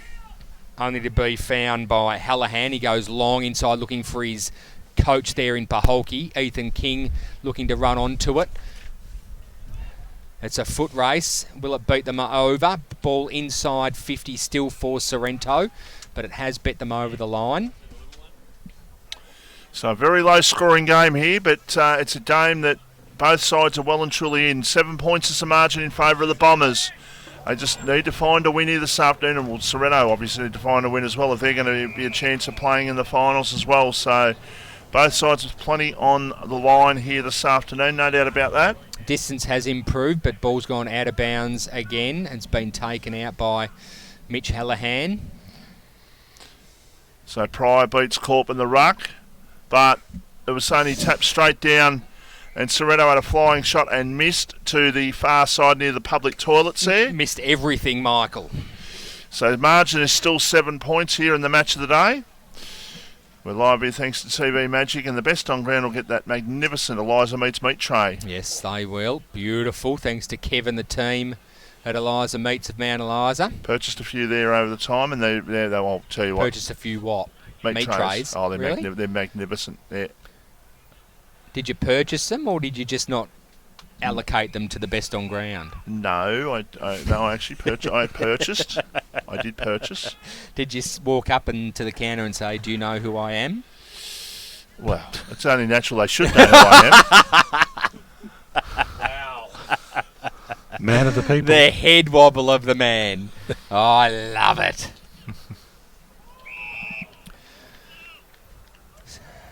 Spectators. Talia's just sent us a message. Cheers to the shout out, boys. I played then came home to watch the D's, now listening to you instead. Oh, that's nice. Oh, that is very nice. Lovely. G'day, Tals. Of course, perched up Lovely to hear from you, Tales. at home, no doubt, with the pooch. So no, the pooch will be getting a few cuddles, I reckon. Yeah, I reckon. She dominates, she does. Tales' pooch. There's an opportunity. A long kick at goal is going to be Good through. looking kick. Is that Gladman who kicked the goal? I think No, it's James. Or No, was it Gladman? Gladman. that was No, Gladman. it was Gladman. You're right. Sorry, I just saw James running onto it. Shane Gladman there kicking His a first goal for Sorrento. Yeah, so A point the difference here at Greg Beck Oval. Sorry, Michael. that's the first goal scored in the quarter, and it's taken 14 minutes to get it. 3-4-22. Plays Sorrento 3-3-21. That's on the Ray White Frankston scoreboard. Ball has already been brought back to the centre of the ground. No decisive winner of that tap out. Quick rubbery kick. Goes to ground. Brigden picks it up. Long kick, only to be cut off by Amalfi. Amalfi with the ball now. Looking for options. Does he go long? Does he go short? He's going to go down the line looking for a longer option. Pack fly. Little push in the back, but nothing much. Brigden just ends up with the ball. Goes long down the line again. Amalfi runs onto it. Ball goes to ground. And still on ground. Looking for a free kick there is the Sorrento bench. When we had Sorrento a few weeks ago against Rosebud, James Brigden played in the forward line. They're much He more did. assured when he's in defence. Exactly. He should not ever be down the forward line. Although when you've got Leaper Holke out and Nick Corp, who is just trying to do everything down there, you need another option. And Brigden was the man that was sent the task, and it just didn't look right. It did not look right at all. He's at home in the back line. He's very effective. Beautiful intercept mark. Ball up by the umpire at half forward here for the Sorrento side. Knocked down by Pryor. Running onto the ball there, but cutting the ball off was the player for Sorrento in Walker. Now a high kick towards half forward. It's going to be a downfield free kick. And I reckon it's going to go... Well, I think Corp is the one that went up for the mark, so I would have thought it should go to Corp, but... Free kick going to Hallahan. There's a hand pass and a long kick at goal towards full forward. Can Paholke take a mark down there? No, he can't. Double team, Michael. Ball towards the boundary line. It's picked up by Muston, who goes around the corner with the kick. And just a little chip, and the ball goes over the line for a boundary throw in. 16 minutes played in the second quarter. It's the Bombers up by 1 point. We'll get some updates from Crago shortly, thanks to Solar Heart or Progress Signs or whoever you want today, Michael. Whoever you want, indeed. So one of our great sponsors, put it that way. They're all awesome sponsors. We thank them entirely for their support. It's just great to have them on board. There's a quick kick by Hallahan. Mitch it was towards half full. Now the Sorrento player wants a mark there, but he's not going to be paid. Jeez, he was very lucky not to be paid that mark. I reckon he almost just got that before the ball hit the ground, so he was unlucky there. There's actually a couple of dogs running around the ground there. There's quite a few doggos. Anyone wants a dog to walk, they're over the other side of the ground near the cricket nets. So free kick out of the ruck contest. Going to go here to Frankston. It's going to go, I think, to Big Harry Pryor. Goes with a long kick, a high kick it was towards centre wing. No mark taken, ball on the ground. A chance there for a good tackle to be applied by Harnett. And the umpire says, I can't go any further. I'm going to hold the ball up and ball the ball up. It was Ethan King. He wrapped up heavily too, Michael. So clear push in the back there by Nick Corp. I don't know how we got away with that. Anyway, Luck's a fortune. Play on. Short kick finding Mitch Hallahan. Mitch Hallahan's looking, he's been very good. He's looking for options, decides to go and do it all himself. Goes in long, very long. The ball is sprayed through for a minor. Maybe he should have just lowered the eyes. I think there was a couple of runners and some space, unfortunately. However, through for a minor, 3-4-22. Plays 3-4-22. It's all wrapped up here at Greg Beck Oval. Another point each, and they'll still be level. Short pass. An oldie but a goodie, that one. I've brought that one out for a while. Okay. Another point each, and they'll still be the same. They'll still be level. Thanks, Sandra. Sandra Sully with the late news. If they kick a goal each as well, they'll still be the same. They kick another 3 goals for each, and they'll still be the same. So Frankston with the ball in the centre of the ground. It's a game where the defences have been on top so far. They have been. You're right. Long kick towards Harnett at centre half forward. No mark taken. Ball on the ground. He is again. Hallahan. He's everywhere on this ground. That's Mitch. Is. He got the ball out. Now the ball is going to be taken out of defence there by King, who gets a hand pass over the top, and they're away. They've got Daniel Grant if they want to go to, and they don't. They instead go towards half forward. Probably wasn't the best option. The mark has been taken by Garrett. Garrett there, beautiful intercept mark. Changes the possession of play. Short kick, finds Chapman for Frankston. Chapman looking for another short kick. Poor kick, that is, not quite making the distance. Looking for Harnett. Harnett's running out of options. Cute little hand pass. Borks, beautiful kick on the boot. Just looking for something. Nick Corp, unfortunately, unable to take the mark. Ball goes to ground. Players dive on it. Umpire to blow his whistle and come and ball it up. Ball half forward for Frankston Bombers in front of the pavilion. So right in front of us. Arms thrown about. No decisive winner of that tap out. Sorrento with the ball now. James Hallahan gets the kick out. Looking for King. Couldn't find him. Ball beats them all. Short little hand pass. Frankston Bombers with it now. Ethan King's going to run onto it and does. Quick little kick. Centre of the ground. Harris the mark for Frankston. They can play on. They've got a Malfi on the outside. If he can pick the ball up He does pick the ball up. He goes towards Sutton, but it was weighted too heavily. Now the kick comes back the other way. It's taken here by Callaghan for the Sorrento side. He goes long towards full forward. He just probably rushed his kick a little bit there and trying to get distance. He just pushed it to one side. So through for a behind. But that behind is enough to put Sorrento in front in time on in the second quarter. 3-5-23 plays 3-4-22. Sorrento up by 1 point on the... Number 26 for Sorrento Vossi, I believe, is young Matthew King, the brother of Ethan. All right, we'll confirm these at half time. That's why I was a little bit confused, because that's Matthew over the other side of the ground, I do believe, and that is Ethan running through the centre of the ground. Short pass, and the mark is taken by Daniel Grant. Silver Fox himself. Speaking of 55, I reckon that's his age. Well, you said that, I didn't. No, he's not. He's just gone grey early. He has. Poor bugger. Some He's people, just been having a bit people of go grey, some people keep their hair, and some people go bald. What are you saying? Well, I haven't seen you this morning. I reckon you might fall into the latter category. Well, you've got a full head of salt and pepper. Yeah, it's not doing me any good at the moment, though. Taken by Harnett for Frankston. Gets a kick out towards half-back. Taken by Harris, a hand pass, and they look to try and get away. Fox has been okay, not as good as Mitch Allen, but Fox has been okay. He was part of that chain to get the ball over to Chapman. Oh, good now option. Fox gets it back. Beautiful kick. He's got great vision, Sam Fox. He does. He'll run straight, and then all of a sudden he'll just turn the body and kick the ball out towards the wing areas because he saw two men out there. All the time in the world at the moment, Bombers. Kick towards half forward. Oh, poor kick. That is a poor kick. The mark has been taken. Now they can play on to Browski. It was. He gets a hand pass over. Guess who? Mitch Hallan. He must have had 20 touches so far. Yeah, I reckon he has. Kick towards Paholke, who takes the mark. Lace out. What a beautiful kick. I have said, and I'll say it again, Mitch Hallahan is probably one of the better players I've seen in local football. The way he delivered that ball to his coach, Lee Paholke, was nothing short of exceptional. The ex-Hawthorn and Gold Coast player. Absolutely. How many games did he play for the Poos and Wees?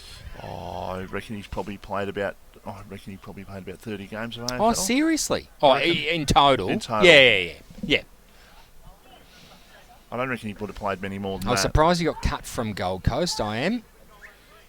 As Lee Paholke set sail, and accuracy is the issue this time, not the distance across the face, through for a minor.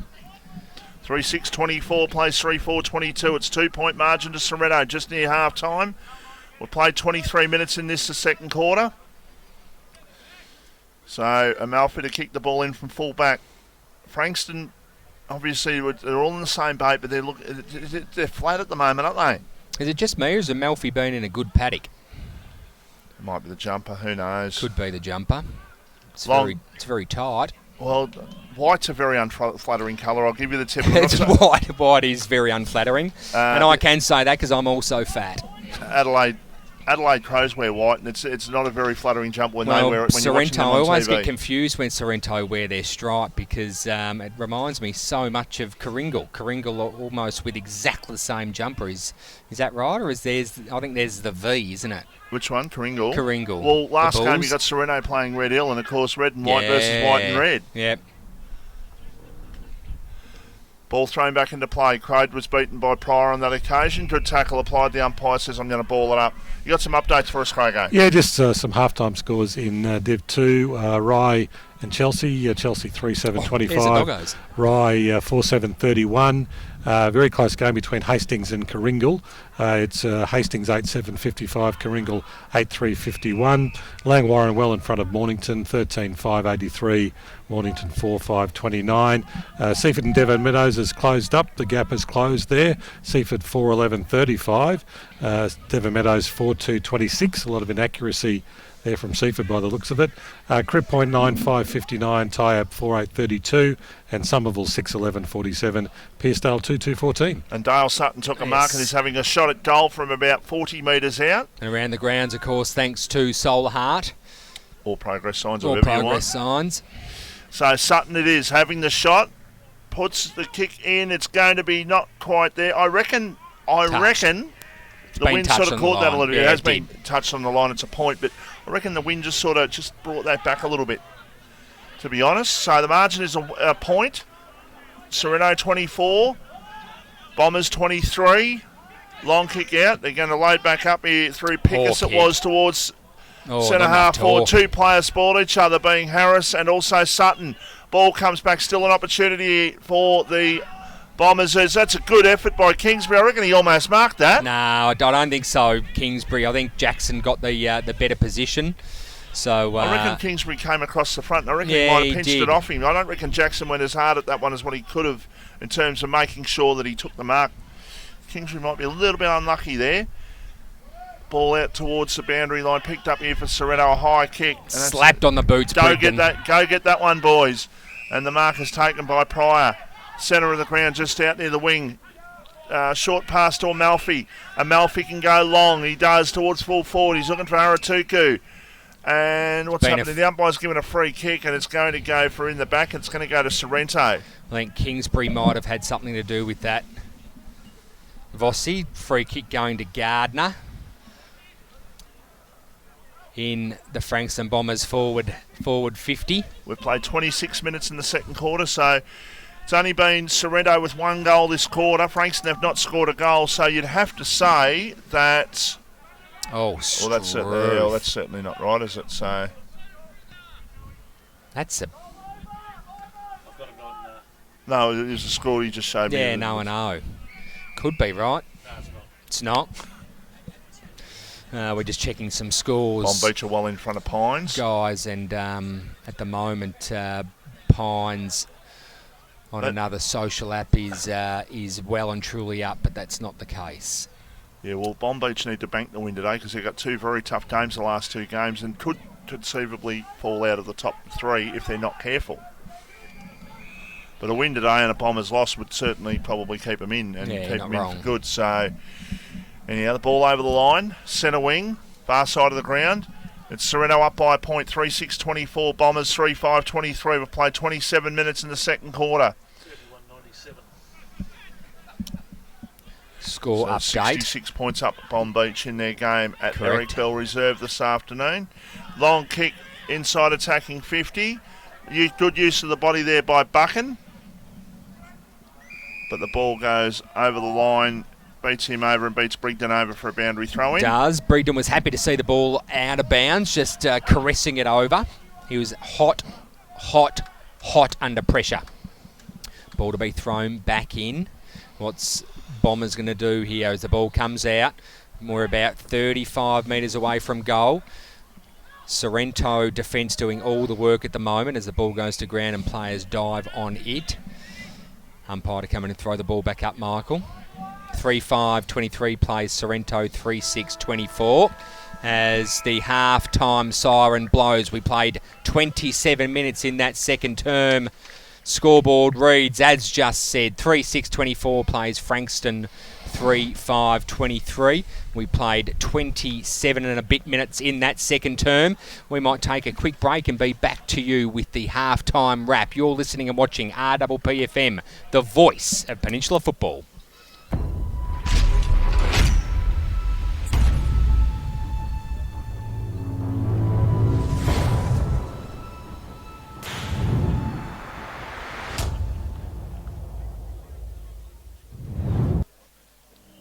There's a quiet revolution happening on the rooftops of Australia. And at Solar Heart, we're proud to be leading the charge. One home, one family, one solar panel at a time. Helping smart Aussies make a real difference to the planet, cutting their energy bills and connecting them to their smart energy future. Get smart. Get Solar Heart. More and more people with a taste for quality are shopping at Eliza Meats. Kevin and his lean team pride themselves on the finest cuts, from juicy steaks and roasts to high-grade mince and sausages. And Eliza Meats are the gourmet specialists. Inquire about Eliza Meats Spit Hire. Phone 9787 4473 for a mouth-watering meal fit for a king. It's all at Eliza Meats. See our sponsor Kevin at Eliza Meats, 112B Mount Eliza Way, a station sponsor.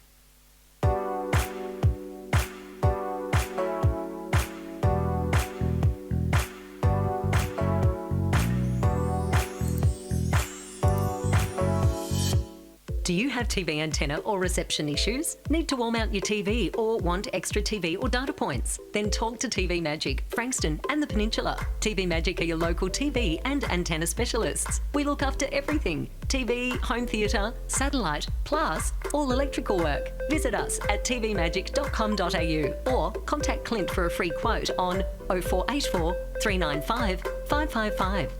TV Magic. We make all your TV problems disappear. A station sponsor.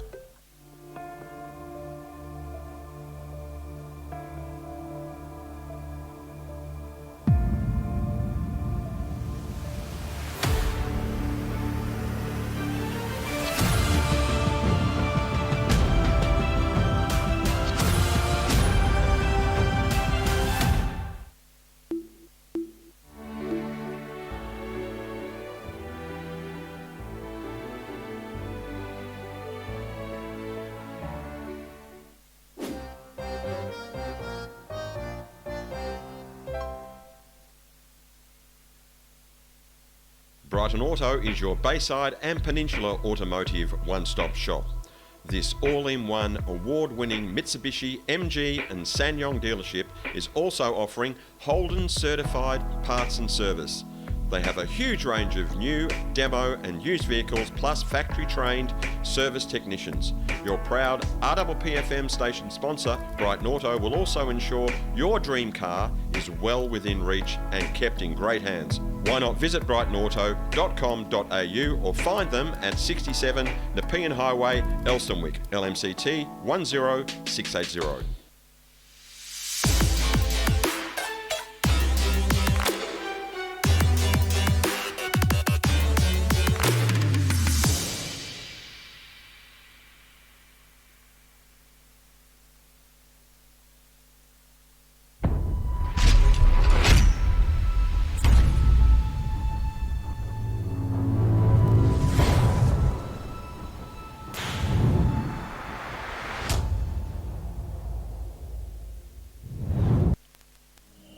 There's a quiet revolution happening on the rooftops of Australia.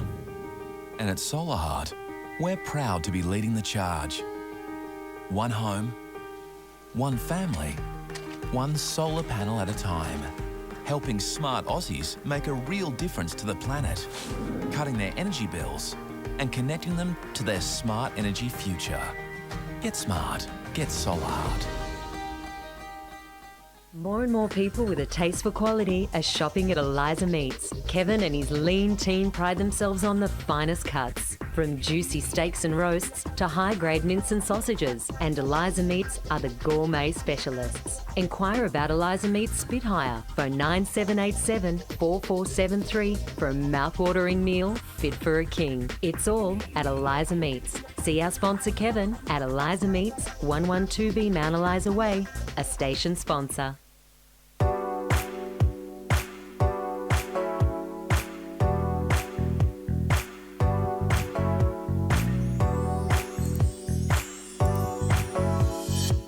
Do you have TV antenna or reception issues? Need to wall mount your TV or want extra TV or data points? Then talk to TV Magic, Frankston and the Peninsula. TV Magic are your local TV and antenna specialists. We look after everything: TV, home theatre, satellite, plus all electrical work. Visit us at tvmagic.com.au or contact Clint for a free quote on 0484 395 555. TV Magic. We make all your TV problems disappear. A station sponsor.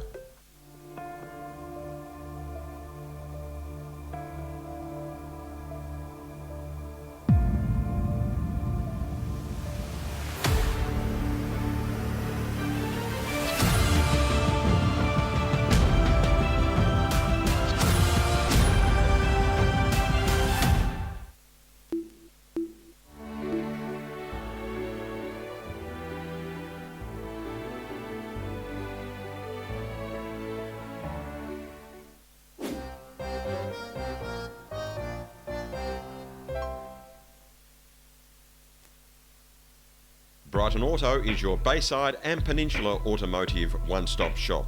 This all-in-one award-winning Mitsubishi, MG and SsangYong dealership is also offering Holden certified parts and service. They have a huge range of new, demo and used vehicles plus factory-trained service technicians. Your proud RPPFM station sponsor, Brighton Auto, will also ensure your dream car is well within reach and kept in great hands. Why not visit brightonauto.com.au or find them at 67 Nepean Highway, Elstonwick, LMCT 10680.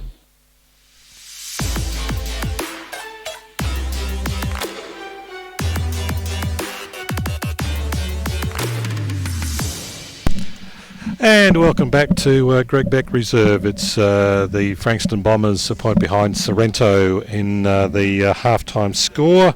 For some scores from the other games in Division 1 at the moment, we've got Bond Beach 15-9, 99, Pines 5-1, 31. Rosebud 10-8, 68, Frankston YCW 6-5, 41 into the third quarter. And we've got the score between Red Hill and Edith Vale Aspendale. Edie Asp 8-7, 55, Red Hill 6-8, 44. And the Dramana Mount Eliza game, we've got Dramana still behind Mount Eliza 6-5, 41, Dramana 3-8, 26. And we'll quickly bring up those Division 2 scores for you as they come up. We'll just see if we can get them for you. The Division 2 scores into the third quarter: Chelsea 5-9, 39, Rye 4-8, 32, Hastings 10-10, 70, Karingal 9-4, 58. A little bit closer at Mornington now. Langwarren 14-7, 91, Mornington 6-8, 44 into the third quarter.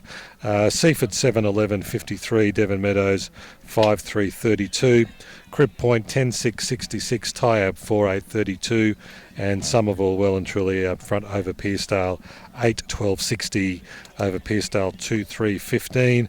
In the AFL at the moment, it's into the fourth quarter.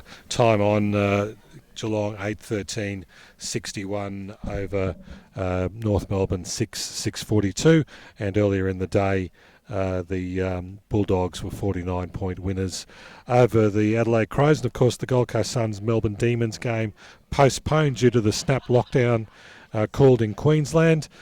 Collingwood play the West Coast Eagles at 4:15, and Essendon take on Sydney tonight in the other game. And of course no NRL games at all this weekend if you follow the NRL, because they're all based in Queensland, and all those games have been postponed. So that's an update on the scores. Some inside 50s for you boys in that first quarter and second quarter. Inside 50s in the first quarter, the Bombers 6, Sorrento 3, and it was actually 10 to the Bombers in the second quarter and Sorrento 3. So certainly the game being played in the Sorrento defensive area, but there they are in front at half time. Absolutely, you'd expect that at the moment. Both teams playing brilliant defensive football, and just some goal kickers from both sides at the moment. She is a very low-scoring game, as Craigo just mentioned. Sorrento 3-6-24 plays Frankston 3-5-23. For the host side, Frankston singles to Sutton, Haratuku and Muston, and then only multiple goal scorer at the moment is Lee Paholke, and a single to Shannon Gladman. And only one goal in that second quarter. Yes, only one goal kick. Thanks, Craigo, in that second quarter. So just looking at Lee Paholke there, he did break his arm earlier on in the year. He's got some his wrist, arm, wrist, it's all connected. He's got some heavy strapping on that arm there that you can see. And there's the dog on your screen now. There's a little puppy. Who doesn't love? Looks like a little cattle dog, doesn't it, Craigo? It does actually. I was just watching a couple of well-trained dogs before here at the ground, and obviously a few people out and about walking their dogs, but certainly everyone has heeded the advice and stayed away. Unfortunate for the clubs, but certainly it looks like everyone is doing the right thing. Hi, Mum. If you're watching.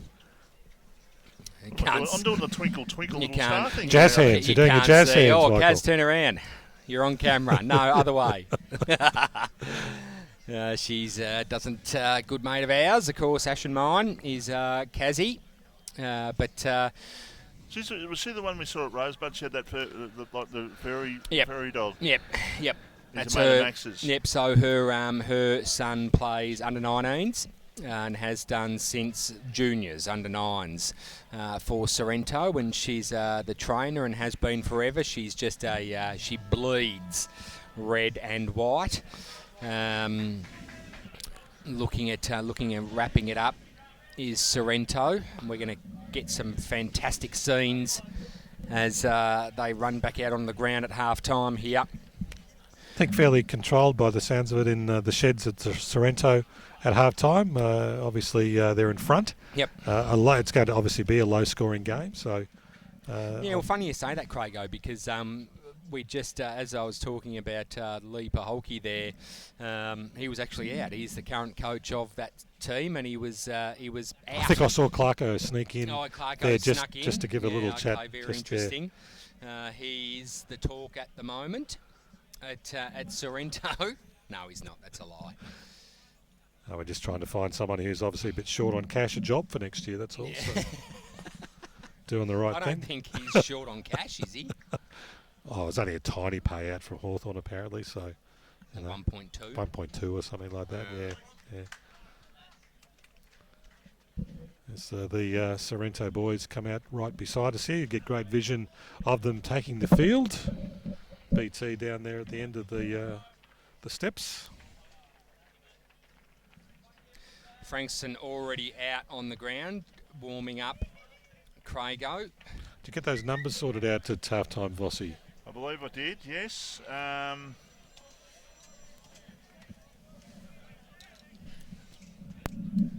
Yep, you got me. Yeah.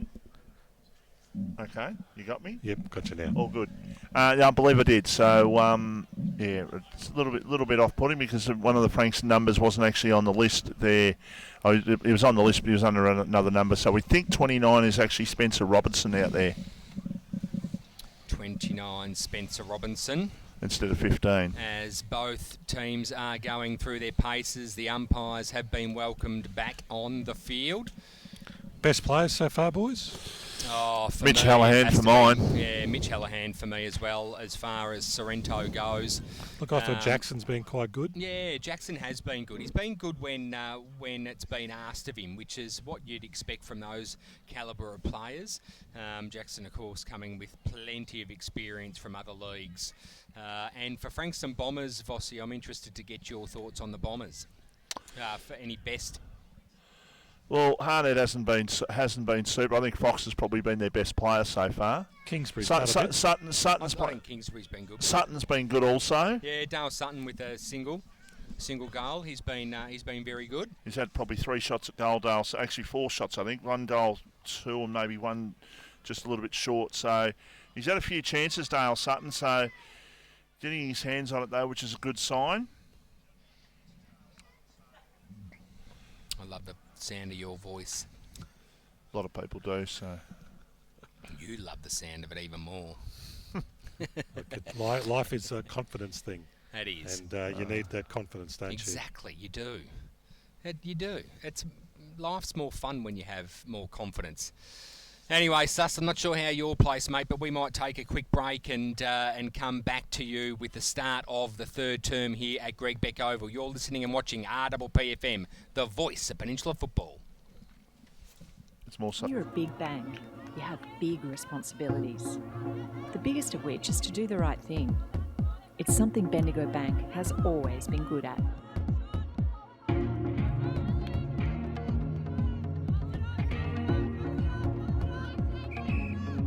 Bendigo Bank is proud to support AFL Southeast Women's Football.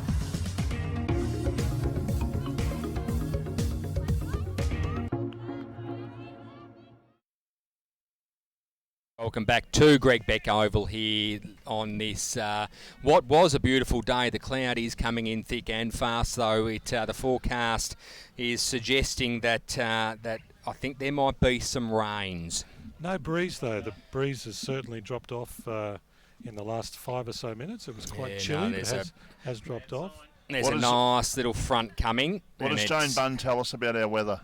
I don't know, but Nipples has got his nipples out, and it's there's a front coming of almighty proportions. Are we able to? Do we have the technology to put that up on the screen or not? The technology. Yeah, the technology.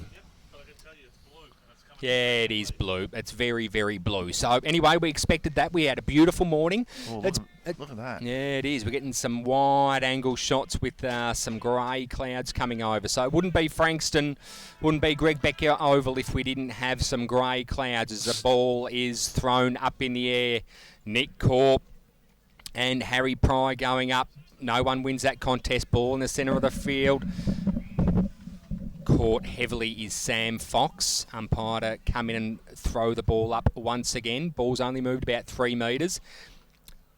This time, Crowd and Pry going up. Quick kick inside 50 for Frankston Bombers. Short little hand pass by King. Brigden with the ball now, looking for and finding Corp. Corp able to run onto that ball with a charging Amalfi behind him. Plays on does Corp. Grant chases. Ball dropped by Mitch Hallahan. Fending off, no good was Sorrento's attack there in Callahan. Callahan's been good early as well.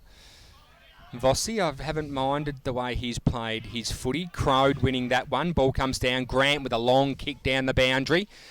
Looking for, but not finding really anybody. Ball goes to ground. King, quick kick out of that huddle. Only to be marked by Sutton. Sutton with the ball now, looking for options. There's a lead. Decides to go the short pass. Hands it off to Harnett. Harnett kicks, only to be caught is Brigden. Was that touched off the boot? Because Brigden ran off as like a scared rabbit there. Yeah, I know. I think he heard footsteps there. He but had no reason to. If it wasn't touched, he had no reason to run off. Jackson there had his back though. So Brigden has the ball now. He's been paid a free for a high contact. Brigden looking for options. Is he going to go down the line? Looks like he is. Long kick in the direction of Crowd, but Crowd being held up well. Ball goes to ground. Is met out of bounds. Very, very interesting. Stop looking at me like that, you ugly mug. 1 point is the margin. You're good mates with that said person just there. I am, absolutely. That is the father of both Matthew and Ethan King. If you need any plumbing done down south, G King Plumbing is your man. Very, very honest. He will look after you. He's been on the peninsula for about 102 years. Where's he based? In Sorrento? No, he's a Blegauri boy. But he's actually he was a fantastic development coach back in the day at Sorrento. So he bled a lot of these boys through in the day. Michael, which you'd be interested to know, he was the under-19s coach, Kingy. Fox gets a quick kick out of the boundary throw, and it goes towards. Well, we think that's what we've been told. That's Robinson who's wearing 29. There's a free kick for holding the ball. It's going to go here to Frankston, and they're going to have a shot at goal. And the player to have the shot at goal for them is. Looks like it's going. we need the turn around, son. We need the closest shot on the screen there because it's getting the long shot at the moment. So it's foul. It's Fox. It is Fox. Sly as a fox is Sam. He gets in and out of traffic very well. That was a good tackle to give himself a shot at goal, and this. To give Frankston a shot in the arm because they haven't kicked a goal for a while. He has the shot to Fox and he misses. So scores a level, 3.5 minutes into the third quarter, 3-6-24 each of two. That was always going to happen if they both kicked points, wasn't it? Yeah, it was. Thanks to Ray White of Frankston, 3-6 apiece. Long kick out of the fence from the Silver Fox. Only to be beaten by the boundary line. Almost true wing position, opposite side of the ground. Umpire to come in and throw the ball back up. Hallahan of the Mitch variety is in prime position to receive the tap out. Crowd and Pry going up. Pry winning that one, tapping down to no one in particular. Ball goes to ground. Players dive on it. Ball's been taken out. Met heavily. Was that Bomb Beach, that Frankston player. However, it's been wrapped up, Michael. Umpire to throw it back up. Umpires earning their keep today. They've been good today, the officiators. Another good tackle applied by Fox, almost holding the ball. Not to be, says the umpire. Now the ball comes out. Dabrowski's got it, and the ball comes over the top, and now to Mitch Hallahan, who gets it over. And they can go forward here, Sorrento. They go towards full forward. It should be a mark here to Frankston, and it is. The mark has been taken there. I think it's by Pickus. It is Pickus, in fact. It goes in short towards the left back pocket. The mark has been taken there for Frankston. I think. Sorry to chop you off there, Vossi, but I think Lee Polkey was just a little bit caught in the lights there. He was about 4 or 5 metres behind his opponent there in Drake. So, ball to be thrown back into play.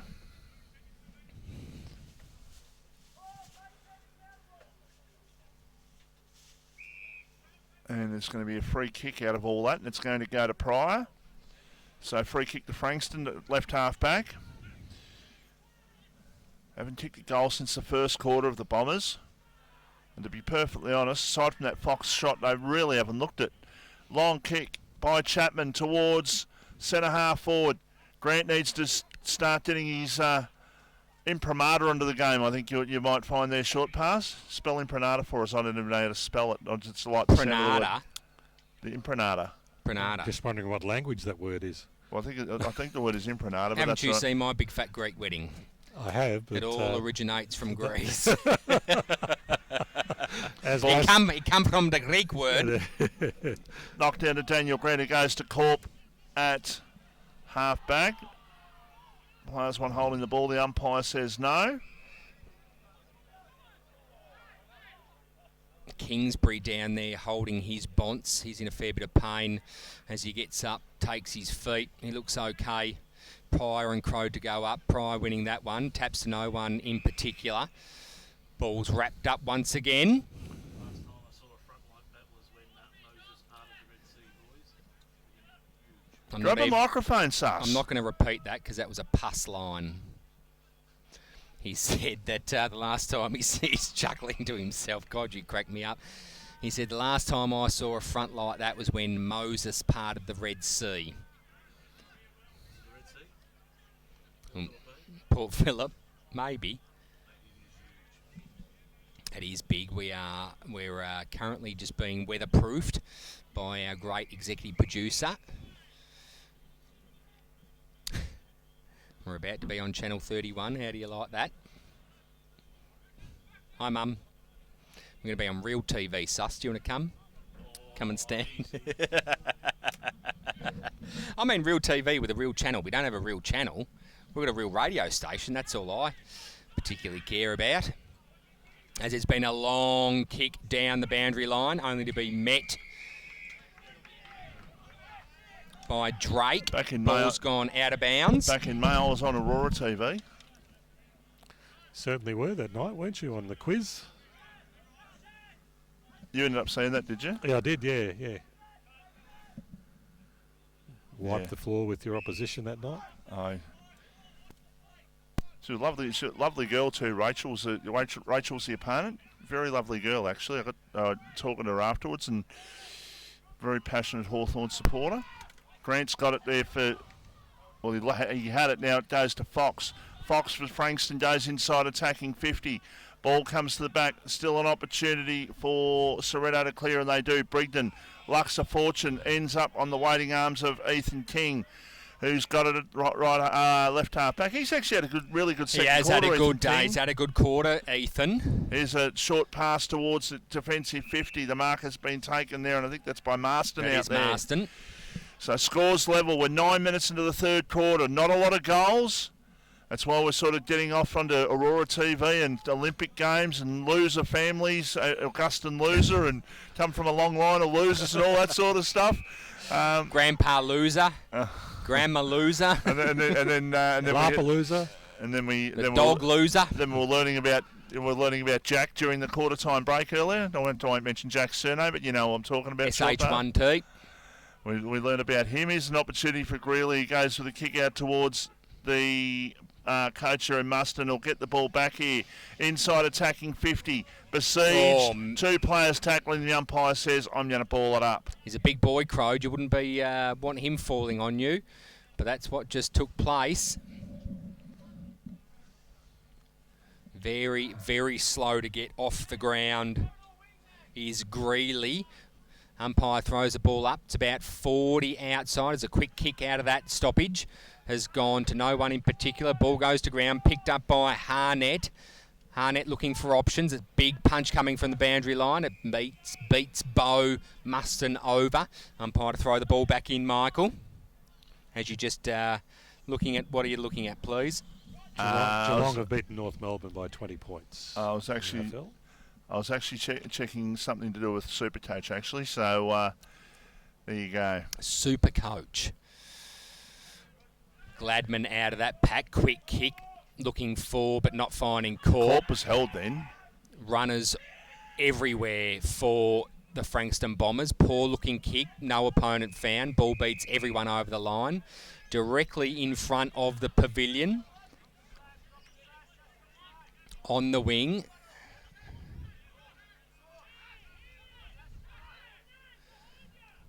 You can hear players just trying to sort themselves out, telling each other where to stand. It is a hot, hot footy. And that player there in Bedford going in very, very strong. Giving his opponent plenty of attention. Rosebud still up by 29 points. Edifal Aspendale are up by 29 points in their game against Red Hill. And I'll say I tipped this morning.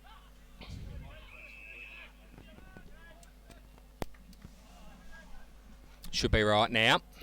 I did tip it, so here's an opportunity. There's a shot at goal. There's a goal. A long overdue goal for Frankston. It's kicked by Jay Page.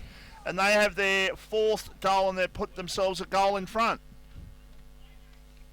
You're listening and watching RPPFM, the voice of Peninsula Football.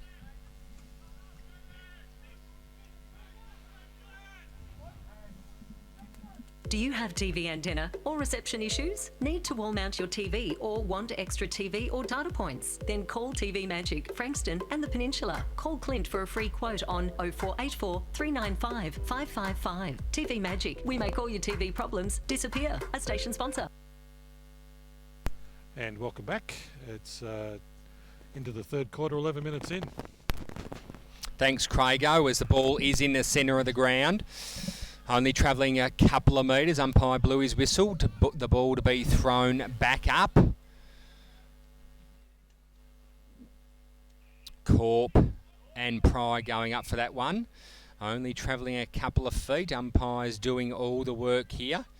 It is a hot contested footy at the moment. Very low scoring game. 12.5 minutes played in this third quarter. Mitch Hallahan with the ball now, looking to enter inside 50 and does so.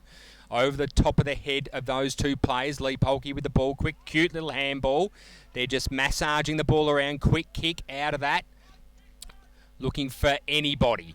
It's a race to the boundary line. The ball meets them out of bounds. Umpire to throw it back in, Michael. So first goal for the first quarter since the first quarter for Frankston. The margin is 6 points. The margin is 6 points. 4-6-30 plays Sorrento 3-6-24, and that's on the Ray White Frankston scoreboard. Vossi. Yeah, am I good? Yeah. Okay. So Sorrento into attack halfway through the third quarter, needing a goal to get back on level terms. They've only scored the one since quarter time themselves. Ball right in the pocket. The umpire says, I'm going to ball it up, I think. Right near the Sorrento goal. Left forward pocket, only a matter of metres out. Haratuku gets the ball down there for the Frankston side, and the umpire again will say it's my ball. Hallahan James, the ball was held to him.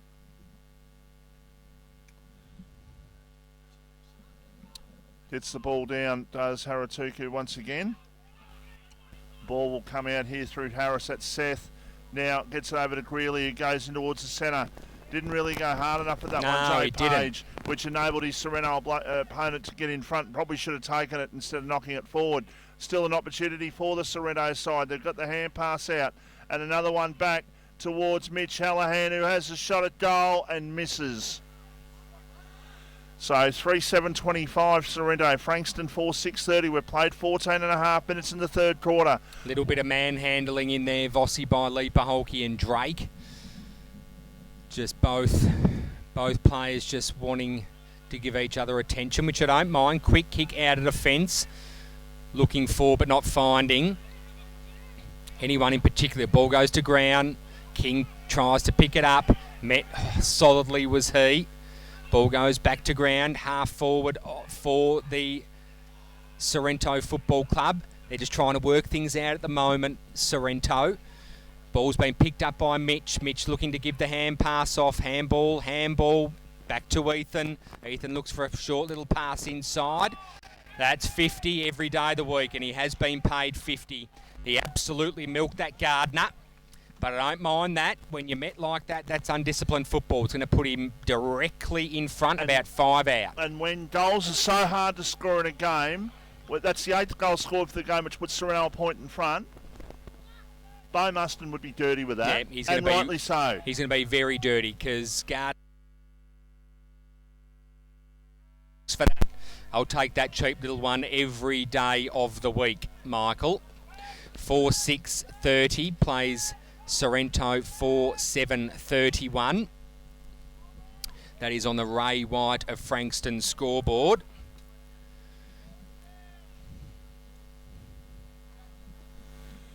So margin is a point in favour of the Sharks. Their season on the line.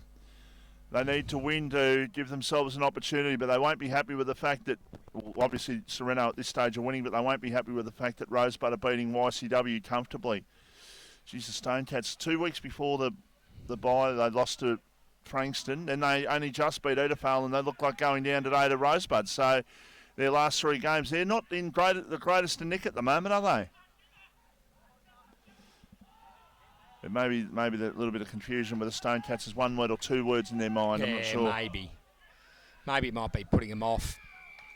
It's entering into their psyche. It is, as the ball is met out of bounds in the forward pocket for Sorrento. Umpire to throw it back in. I'm going to guess that Greg Bentley's playing today. I'm going to say that Greg Bentley's playing a very good game with their 5 goals in front, which they it'll are. Be interesting. I might get a couple of my contacts down there to give me a wrap-up of what's currently going on, as there's a long kick outside of defence for Bombers, only to be chopped off there by Brigden. I don't think that's Brigden. There was two. There's 2 Brigdens out there. So there's Luke and Jones. It's just. Oh, yep. Thank you. Sorry, my bad. I forgot they were brothers. Here's an opportunity for Sorrento through the agency of Hallahan. He went for the big hand pass, but it was only a real small one in the end. A good tackle applied. The umpire says, "I am going to not reward it."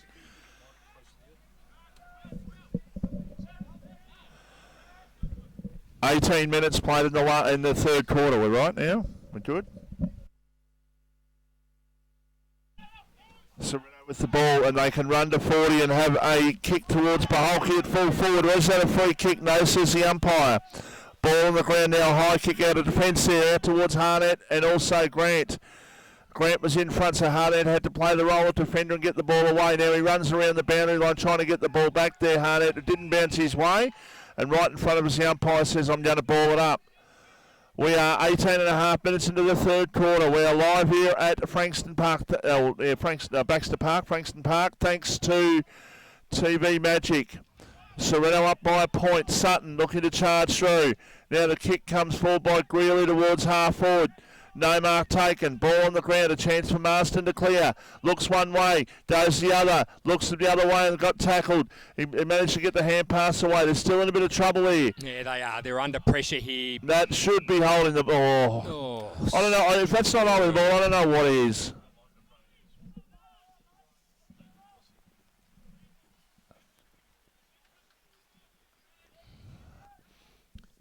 The ball inside Frankston's attacking 50. Ball wrapped up again, about 30 out, hard up against the boundary line. The umpire's going to throw this ball up from. No decisive winner. Ball goes to ground. It's all Frankston at the moment. Heavy tackle applied. Ball goes out of bounds. So goals very, very hard to score this. Goals very, very hard to. Goals very, very hard to score this afternoon here at Frankston. Can Sutton do something there? No, he can't. He got tackled. He hand passed towards the line.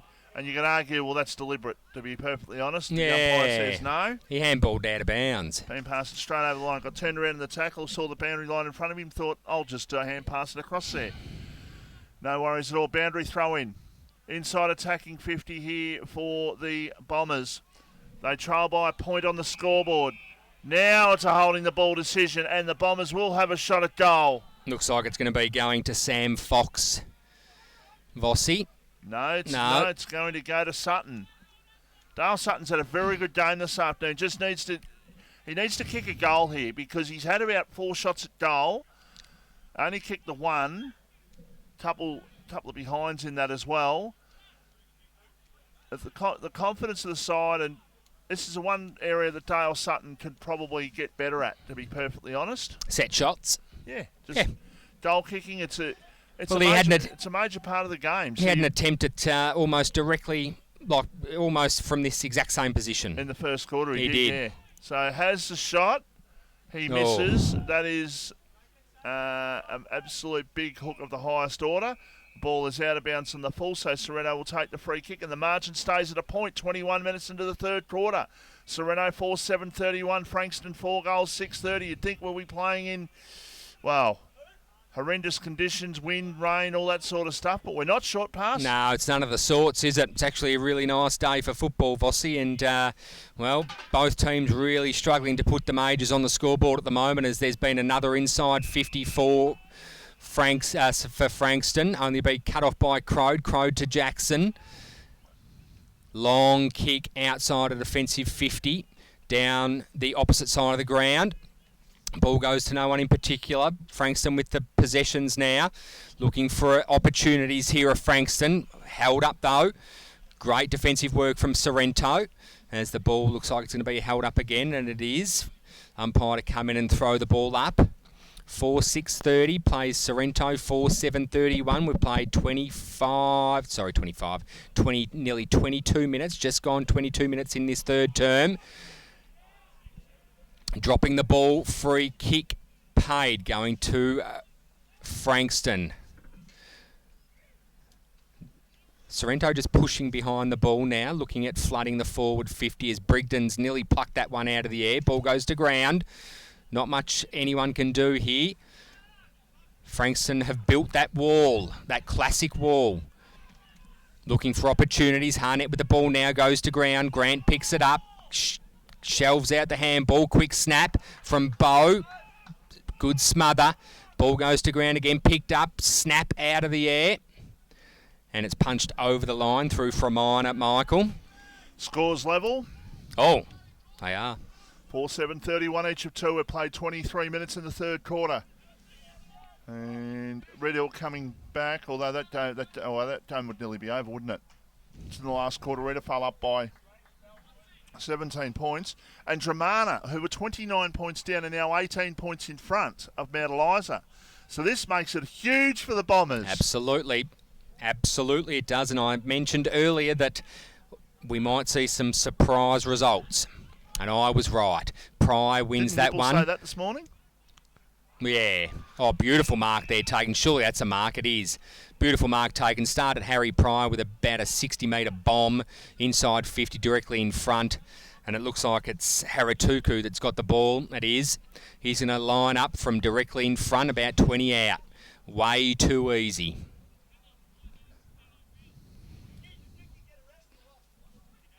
This is going to be the biggest margin if he can kick this in some time, as he just waltzes in and goes bang straight through the hay diddle diddle.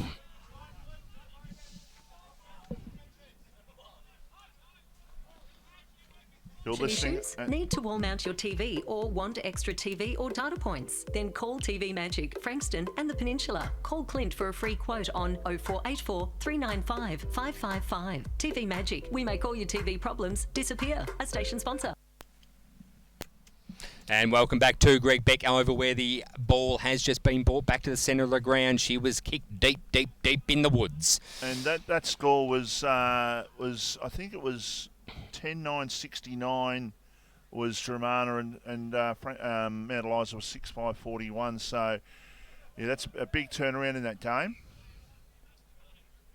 Mitch Hallahan just bullying through that pack there, but well held up was Pryor. They've kicked the last 10 goals of the game, Dramana. 11-11-77, 6-8-44. So, as I said, huge for the Bombers now. The Bombers have got the opportunity to go into third spot tonight with a win, with only 2 games to go. And let's just take it a huge step forward. If second and third happen to be Bomb Beach and Frankston. Bomb Beach lost to Frankston earlier in the year, and the other game was ruled out because of COVID. So just it's a long straw to draw at the moment, but you never know how it's going to finish. Top 4 sides, all very good, capable on their day. Don't worry about that in this competition. Kick towards Haratuku. The ball goes towards the line and goes over. Haratuku very unlucky there not to get the free kick being held. Luxa fortune for the Sorrento Sharks.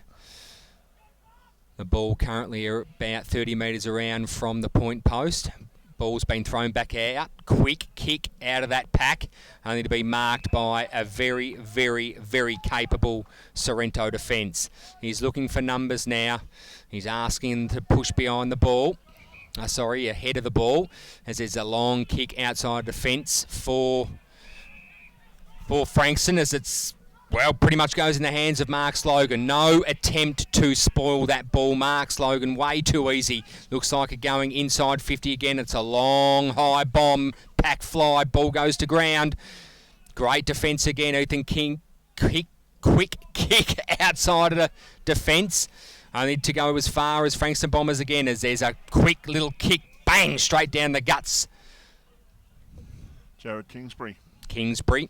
Doing very, very well at the moment is Kingsbury. Just wanted to bring you gentlemen up to date on that men's team trap at the Olympics. United States did win that bronze medal game, and Spain have taken out the gold medal over San Marino. San Marino got another medal, okay. There you go. That is the third time siren as Frankston just set sail and goes bang. That is beautiful. Great timing for the Frankston Bombers as they just seal another one. It's set up to be a fantastic fourth quarter of football. We might take a quick break and be back with the fourth term. You're listening and watching RPPFM, the voice of Peninsula Football.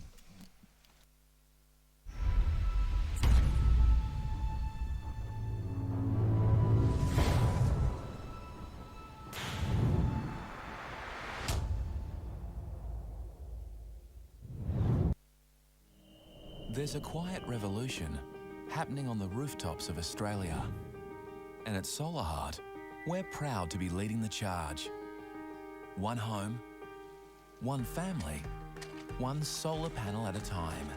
Helping smart Aussies make a real difference to the planet, cutting their energy bills and connecting them to their smart energy future. Get smart. Get Solar Heart.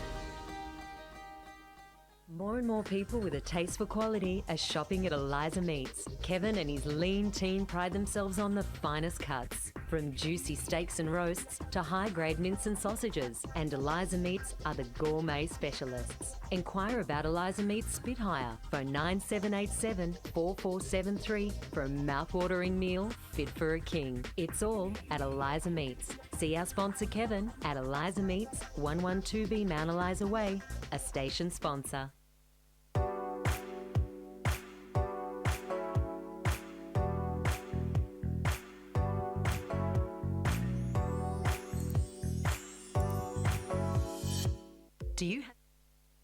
And welcome back to our live coverage of the Frankston+Bombers+Sorrento Sharks game here at Greg Beck Reserve. Just quickly, boys, as we're watching some great shots in the Sorrento three-quarter time huddle. Rosebud 14-12-96 over Frankston YCW 9-7-61.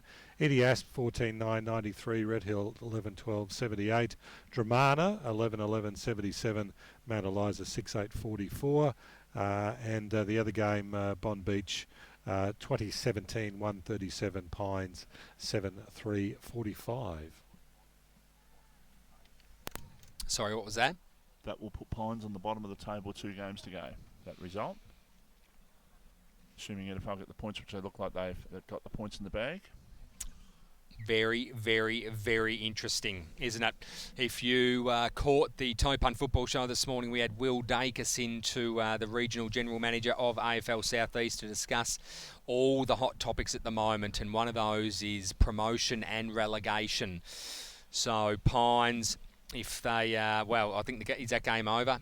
Craig? Must be very close to being Must over. be All very these games close. are into the fourth quarter. So that will bring Pines down to the bottom of the ladder, which means that, well, they've won the grand final in 2018 and then potentially going to be relegated. So there's lots of decisions to be made this week as far as AFL Southeast are concerned, and all the presidents from the lands, I would expect, as we're getting some fantastic images coming from the Sorrento huddle.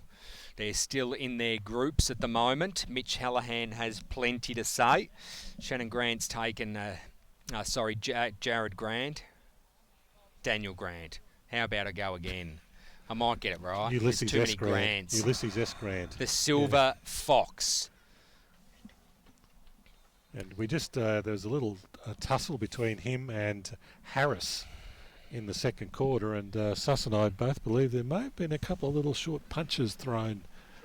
A couple of little short ones thrown in that little melee. So don't think jabs. the umpires saw it, but there was definitely a couple of little short jabs while those two talked about the weather.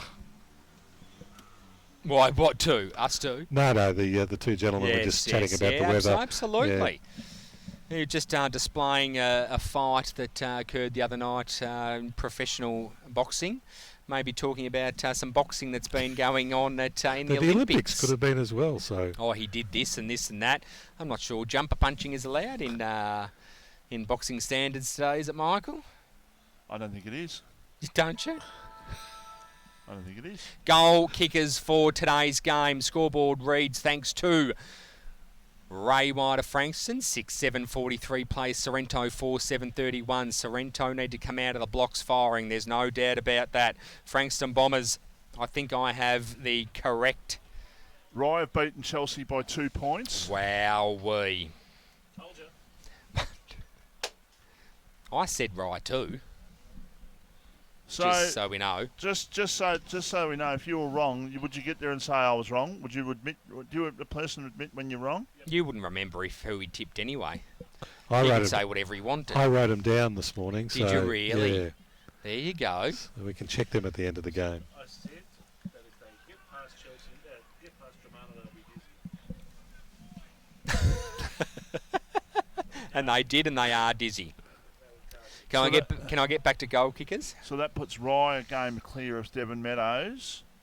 Yeah, well, Devon Meadows aren't going to get close. And that puts them a game clear of Devon Meadows. And who was Rye was 6, Chelsea was 7. So Chelsea would be 6 points behind now. Haratuku, the only major goal scorer for Frankston Bombers with 2 goals. Singles to Dale Sutton, Bo Muston, Page and Kingsbury. For Sorrento, multiple goal scorer, one of Leaper Holke kicking 2. Shannon Gladman with 1, and I'm missing 1. Gardner kicked the other one. Thank you. And it's easy to say this, but obviously 2 goals is not a huge margin. But the way the game's been played, there's only been 10 goals scored for the day, and Sorrento need 2 and a little bit to get in front. So not ideal for them. Devon Meadows match, what's the go there? About 7 goals behind. Yeah, 7-4, 7-3, 45, and Seaford 12, 14, 86. season over for Devon Meadows. Off to a cracking start. Good to see for Neil Craig. Unfortunately not able to get the job done, unfortunately. Well, can I just say, next week, Devon Meadows play Chelsea. A win to Coringal and a win to Devon Meadows puts Devon Meadows in the 5 at the end of the season. So I'm just saying it's still well and truly possible they can make the 5. But the first and foremost thing they need to do next week is beat Chelsea. Yes. And you would expect Chelsea to come back after that loss against Rye. Although, as we know, going down to RJ Rowley Reserve can be a little bit difficult. They are just very lucky that there was no one up on that second story balcony. Umpire holds the ball aloft, and we're starting the last quarter here at Greg Beck Oval this afternoon. We're live here thanks to TV Magic. It's 12 points, the margin in favour of Frankston. A quick kick is marked for Sorrento, and they can go long through the agency of Gladman into the forward pocket. The ball goes and bounces in the right forward pocket. It comes back, looking there for Hallahan. James, he goes to the defensive kick. The mark has been taken, and it's been taken there by Daniel Grant, who is about 60 metres out from goal. He's looking for options downfield. He is, the Silver Fox, very composed. Short pass goes in, and the mark has been taken. Now they're looking to play him once again, and probably in reasonable hands here. Mitch Hallahan, he'll kick from about 45 direct. Well, I won't say direct. It's not directly in front, but he's just on the line of just outside the point of the square. So he's got a lot of open goal face at his mercy here. He's just got to get this ball on target and to get this started in the last quarter for Sorrento. The margin is 12 points in favour of the home side. The Bombers will go to third at this stage with the results as it is, but Sorrento might have something to say about this in the next 25 minutes or so. A long kick by Mitch Hallahan. It clears the umpire. It clears the fence. It clears it easily, and he has put through Sorrento's 5th goal, and the margin is back to 6 points here in the match of the day. We've got a ball game here, short pass. Yeah, we absolutely do. Mitch Hallahan kicking his first for the day. That's going to set his team up for what is supposed to be, for them, a fairy tale finish here at Frankston. Greg Beck Oval. Greg Beck Oval. Struth, it's been a long day. Surely the lights are going to be coming on soon, or maybe it's because I've still got my sunglasses on. That might be it. Do you have monitors on Max when you're not at home and Ash isn't home? No. Don't you want to see what he gets up to? Absolutely not. It would chill me to the core to know what he gets up to. Here's an opportunity for Bedford for Frankston. He runs out of the centre. He goes to 50. He has the shot and he has missed. Just pulled it to the left-hand side. So the margin is 7 points in favour of the Bombers. 6-8-44. Sorrento 5-7-37. Long kick out of defence. It's an absolute mug of a kick. It was taken by Craig. The ball falls free. It's now taken by Fox. A high kick by Sam Fox towards Muston. At half full, what can the coach do? He taps it over towards the last goal kicker there for Frankston on the three-quarter time siren was Kingsbury. Back to Muston. All the time in the world. A high kick to Buchan. Goes up, but Brigton beats him to it. They've got the numbers out here, Sorrento, if they can get it over from Marsden to Grant. Marsden goes around now. He's looking and stopping and propping, and now he goes down the line looking for Corp. Oh, you got to get some more body onto that rather than try and use your hands, Nick, Shocking to try and kick, get that though. out. That was a poor effort by Nick Corp. He's allowed the ball easily to come back inside the forward 50 for Frankston. Well, he was let off the loose because Garrett just shanked it off the boot there, and it's gone out of bounds about 5, 6, 7 metres from the point post for the Frankston Bombers. The umpire throws it back in. Crode goes up and Pryor again. No one winning that. Ball goes to ground. In the hands of and quick out of the pack is Buchan, and he kicks a goal. Beautifully taken out of that rucking contest. He says, how Buchan good was that? That was Buchan good, I'll give him that. He kicks his first for the day. And Bombers answer back, Michael. They needed to because Sorrento had kicked the first goal of the last quarter. The margin is 13 points. It's not out of the realms. They're not home by any stretch of the imagination. No fat lady today. No. Fat lady's on holiday. She's actually been quarantined in Queensland at the moment. So she won't be turning up today, whatever happens. She hasn't got a sister? No. Look, no, we're not going there. So long kick, inside attacking 50 for the Bombers. Brigton needs to punch the ball away. He did. Ball hand pass to Jackson. He was tackled by Kingsbury. The umpire letting play go on. Still letting play go on. Ball knocked towards the line there by the player in Walker, and the umpire says, well, you could argue that was deliberate, and I reckon it could have been, but Grant's just saying, well, I haven't had many kicks today. Umpire. Could I have a free kick, please? Jared Grant wants that deliberate badly. Umpire says, I'm not getting sucked in. Looks like there's been a free kick plucked out here. Looks like it's going to be going to Crode for Sorrento. It is.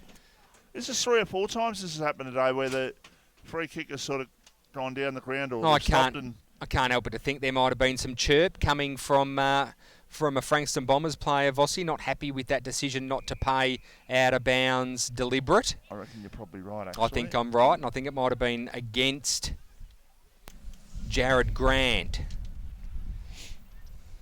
Kick towards half forward is marked by Harnett.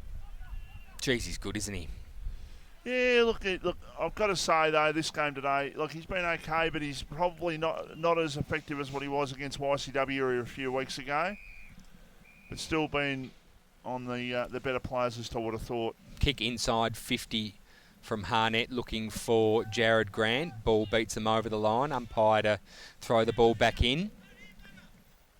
About 20 metres out of the goal square. Ball goes to ground, picked up by King. King just goes for the long bomb. Not to anyone in particular. Gardner with the ball now. Wing position. Gets wrapped up very, very tightly.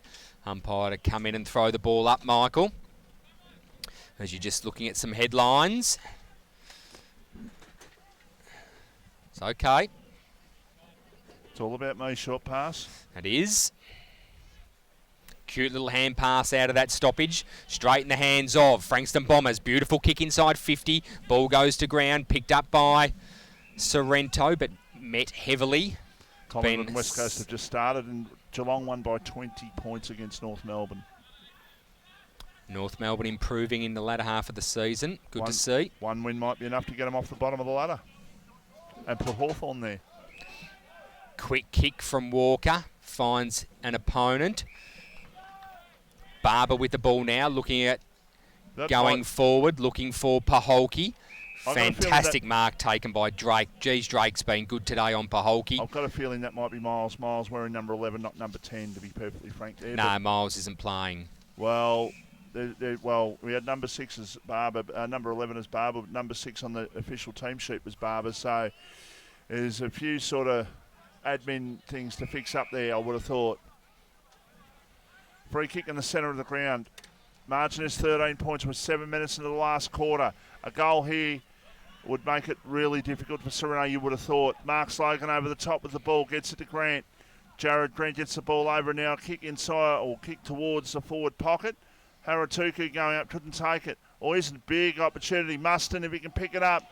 Oh, the old legs wouldn't take him there. Sorry, Bo, but you're not that old. You're a lot younger than me, but the legs just wouldn't take him, would they? No, I wouldn't. He's I've noticed today he's not proppy, but when it comes to turning tight angles, he's really struggling with. Just obviously looking after himself there. So what's little going on? Bit of I think Marsden's actually trying to hold. I think umpire looking maybe for some blood. I have a sense looking at Marsden, but nothing to see there. As the umpire throws the ball back up, about 30 out from Frankston's goal. The ball's wrapped up again, and Haratuku's wrapped up with it. Umpire to throw it up again. Crode and Pry going up. Pry wins that one. There's been a free kick plucked out for a high or holding. I'm trying to work out what signal the umpire is doing.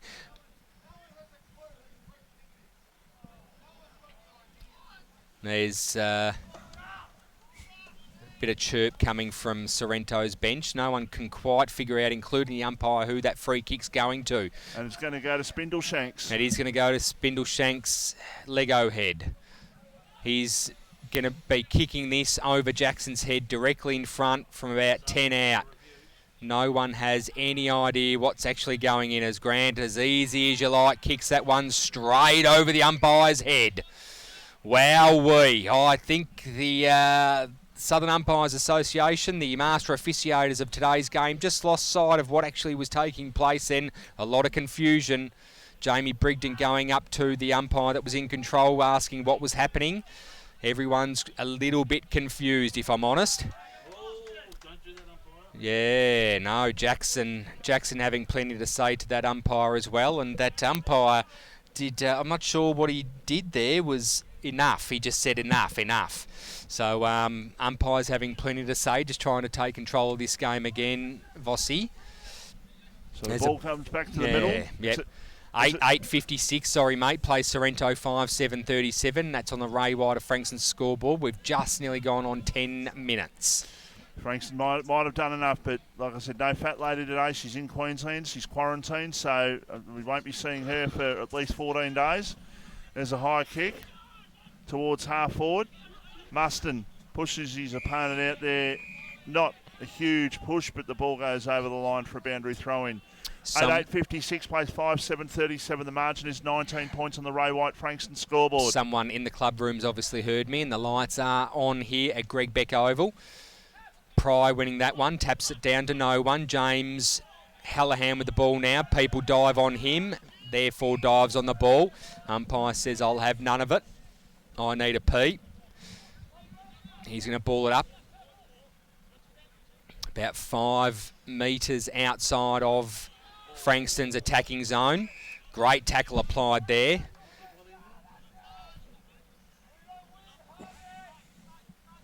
It's Barber, isn't it? I think you reckon Vossi wearing number 6. He was met very heavily. Jackson with the ball now, tied up. Ball comes loose. However, umpire has blown the whistle. Well, according to the official team sheet, I saw Barber's definitely wearing 6 out there. So that's where the confusion's sort of lying a little bit. Here's an opportunity for Harnett. A high kick by Alex Harnett towards full forward. And good effort. Beautiful mark taken, Haratuku. Just too strong, way too strong. Beautifully read of the footy there was Haratuku. He's going to be lining up for his third. Pretty severe angle, about 20 out, I would have thought, Michael. Yeah, look, he's still got a bit of open goal face here. Yeah, he does. So Haratuku, will he run round? No, he won't. He has the shot. Not a problem. He puts it through, and that will be the game. 12 minutes into the last quarter. It's 25 points the margin. But, as we said, the fat lady's quarantining, so we cannot use her today, short pass. No, she's well and truly... the word is that she's an avid hoodie wearer. However, they don't make one big enough, so she's sewed 3 of them together. So she kind of looks like an octopus. But anyway, she's at home. You have nightmares about this, she's at her grandparents' I'm still trying to house. find that Greek word, you reckon, from earlier. Come from the Greek mean. Imprenata. The Greek word. Mr. Google says nothing of that sort. So it's definitely a word. There's still lots of emotions out there on the field. Sorrento trying everything at the moment. Quick kick out of that stoppage is Frankston. Ball goes forward of that. Harnett with the ball now. Quick kick inside looking for Haratuku. Ball goes to ground out of bounds. Umpire to throw it back in. Yeah, we can just run through some Div1 full-time scores. Pond Beach 25-20, 170. Pines 8-3-51. Must be close at Rosebud 17-13, 115 to the Stone Cats 11-10, 76. Oh. Full-time, Edie Asp 14-9, 93. Red Hill 11-13, 79. It must be close at Dramana 2, 11-11, 77. Mount Eliza 6-11, 47.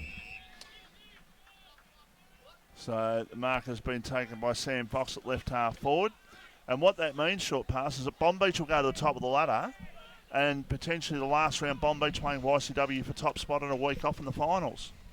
Wowee. Wowee. Boy, oh boy, wowee. Sam Fox here to put the nail in the coffin, I would have thought, but he goes short. Shocking looking kick to Grant. Grant snaps, and it's a wayward snap gone out of bounds on the full. I think Fox would have been better trying to kick that one other than going, well, look, he put him hot under pressure. It was a pretty poor kick by Sam Fox, falling about 5 metres short. of Grant.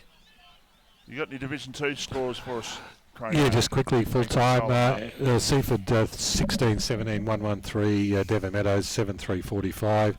Somerville 13-16, 94. Pearcedale 5-4, 34. And as we mentioned earlier, Rye 8-11, 59. Chelsea 7-15, 57. Bad kicking's bad football, Chelsea. Beautiful mark taken by Corp. Corp goes long, only to be cut off by a very, very impressive Frankston Bombers defence. Looking for the switch. Looks like... I think she's tried to... I think she's phoned through.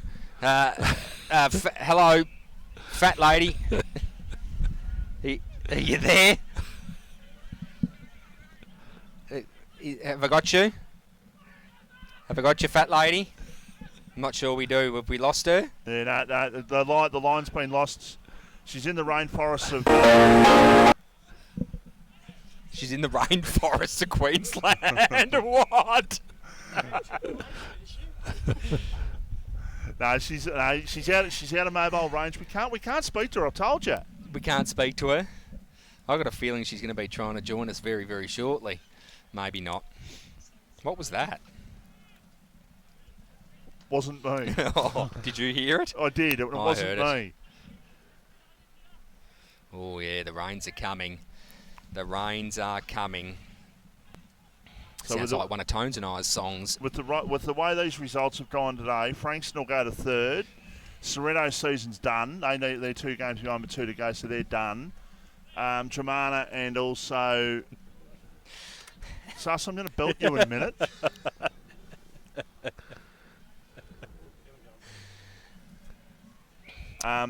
So and with Germana and Rosebud both winning, so Germana will go to 24, Rosebud will go to 24. Was it 28, 24 or 28? 24. They're both in the same points anyhow, so yeah, it's going to be interesting to see what happens. Rosebud, I think, have got Edithvale Aspinall next week. Ball over the other side of the ground.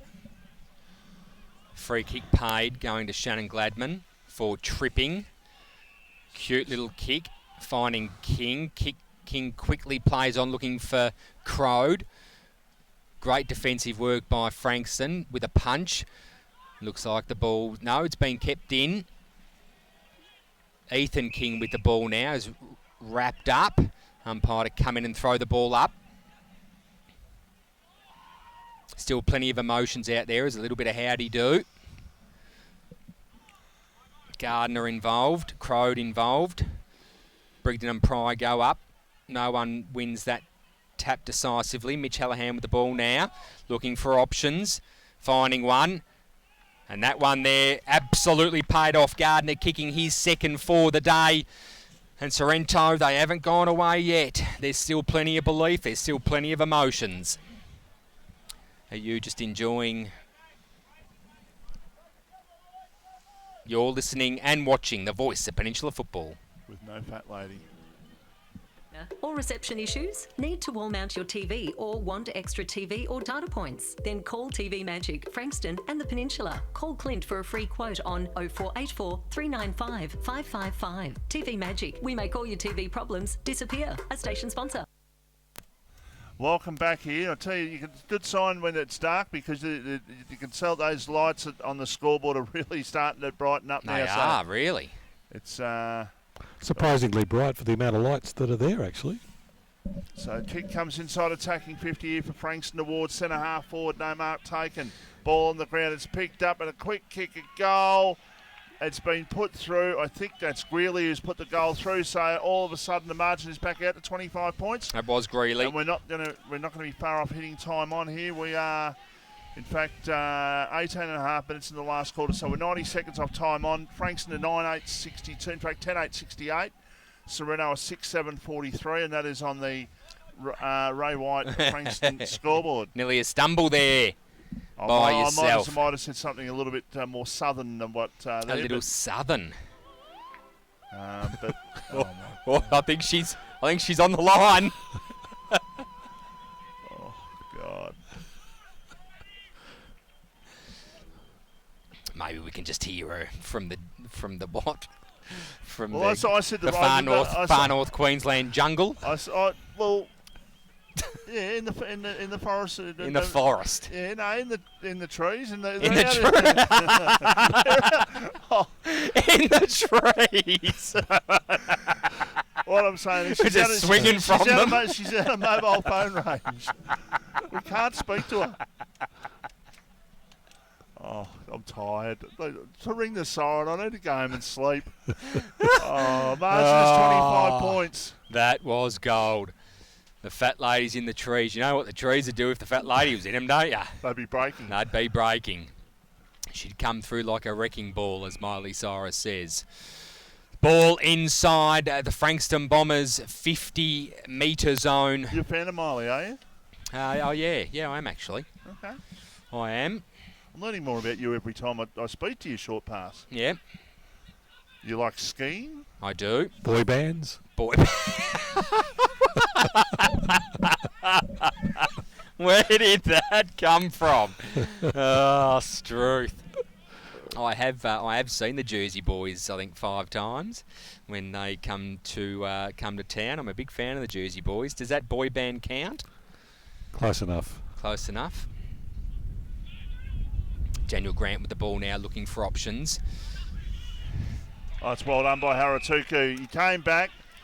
Marsden went to take it on the chest, and Haratuku with a bigger body just sort of said, well, I've got you covered. I'll come back here. I won't interfere. I'll just put my arms out and take it on my big chest. He's been, because he's a big boy, much bigger than Marsden. It's funny, it looked like Marsden had his name written all over that footy. Haratuku had something to say about that, though. He's a big boy. I was standing next to him earlier, Vossi, and wow, he's a big boy. As he set sail from about 48, and distance not a trouble. Accuracy is dead-eyed Dick. Fantastic job. It's all over here at Greg Beck Oval. He's kicked 4 goals. He has kicked 4 goals. He might be putting his hand up late. Geez, you'd have to think about it, wouldn't you? We'll talk about it when we go to a break after the siren. Will we? We won't be including Nibbles in the conversation because we can't. We don't never include him in that. Not even the day his son got it. No. I was glad I had the opportunity to bring that up with Rob Smith, the president of Mornington Football Netball Club, and my disdain around the flack that we copped. As it centre break there for Frankston towards half forward goes the ball. Harris couldn't take the mark. And the umpire saying, I'm going to ball it up between centre of the ground and half forward here for the Frankston Bombers. We've got the job done and will be sitting in 3rd spot tonight. Brigden met heavily, wiping some God knows what off his face. Looks like he copped a falcon in the face. 11-8-74 plays 6-7-43, so the margin is 31 points. Harnett with the ball now, quick kick. Oh, that's good. Oh, that is a beautiful kick. That is good. Beautiful kick. Kicked that from about 45, 50 out against the boundary line. And it was a scrubbery-looking kick, wasn't it, Sus? Something from nothing. We love it here at RPPFM, as some of the cars, not previous players, I should say, but some of the under-19s boys have decided to leave, as you would. No, they would have gone earlier because you're not allowed to stay around. They would have had to have all left earlier. Oh, is that right? Oh, yeah, that front is coming. Geez, I hope we can wrap this game up before then.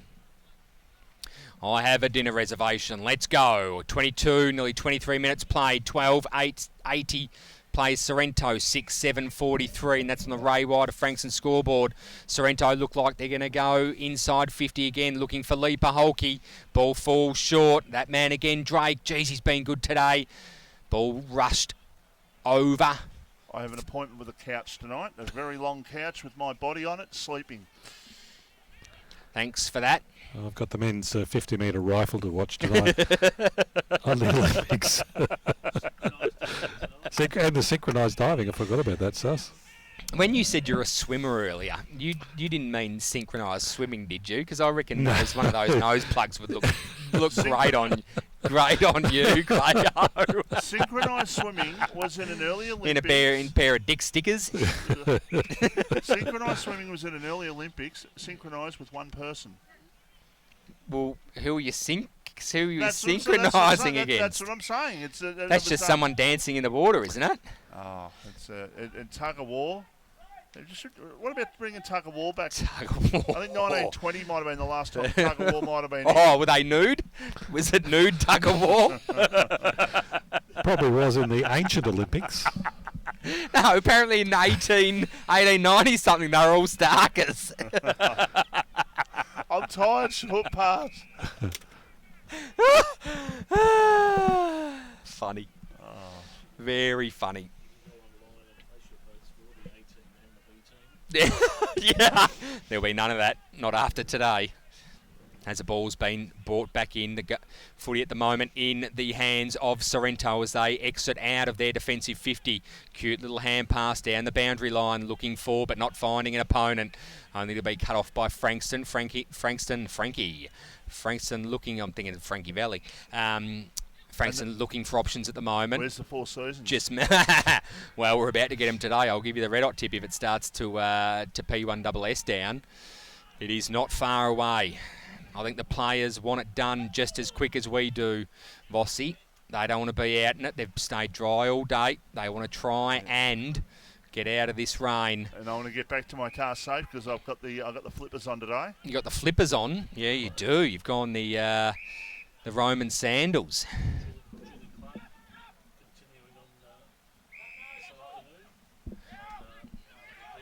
Julie Clark will be following our coverage here at Greg Beck Oval thanks to TV Magic. What's she going to be bringing us, Sus? Great rock and roll on a Saturday night. I love it. Well, that'll keep me awake going home. Harnett with the ball now. Another inside 50 for Frankston. A high up and under kick. Beautiful mark taken by that man there again, Haratuku. If he can kick this. That's not him. No, it's not him. Thanks. Fox. It's too short. That is Sam Fox. Thank you. Jeez, he leaped then. They've all gone the short back and sides here at Frankston Bombers, haven't they? He's been pretty good today, Sam Fox. Yeah, he's been pretty good. Pretty good. Lining up for his first. He's not been great today with his set shots. You've absolutely bagged him. No, Sutton it was. Oh, Sutton, it was. Dale Sutton. You're right. Bag him, but You're I right. I know. It's an area of the game he can I get better at. I kid. Sam Fox. Beautiful kick of the football is he. Directly in front. 35 out. 35 out, thank you. As he sets sail, umpire does not move. Well, I've said it a couple of times now, and I'll say it again. That is a wrap here at Greg Beck Oval. Frankston Bombers have taken the win. It's too far away now. 13.886 plays 6.844. And you've got to remember that Frankston were only on 3 goals. Correct. And a goal down probably 10 minutes into the third quarter. Hadn't scored a goal for about a quarter and a half. And all of a sudden they've scored 10 in the last quarter and 15 minutes or so. So they've managed to find themselves an avenue to goal.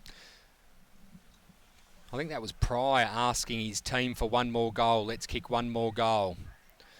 Well, they won't know, but that Mount Eliza, or maybe at three-quarter time, they might know. There is the siren. And the game is over at a 42-point win to the Bombers.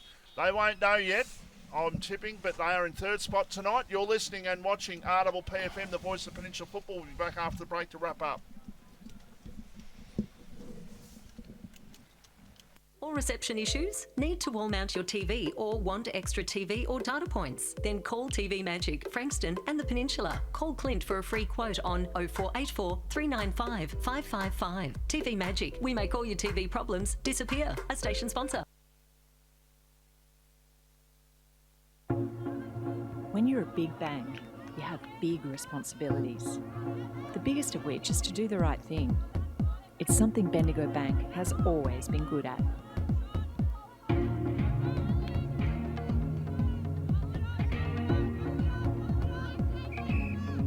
Bendigo Bank is proud to support AFL Southeast Women's Football.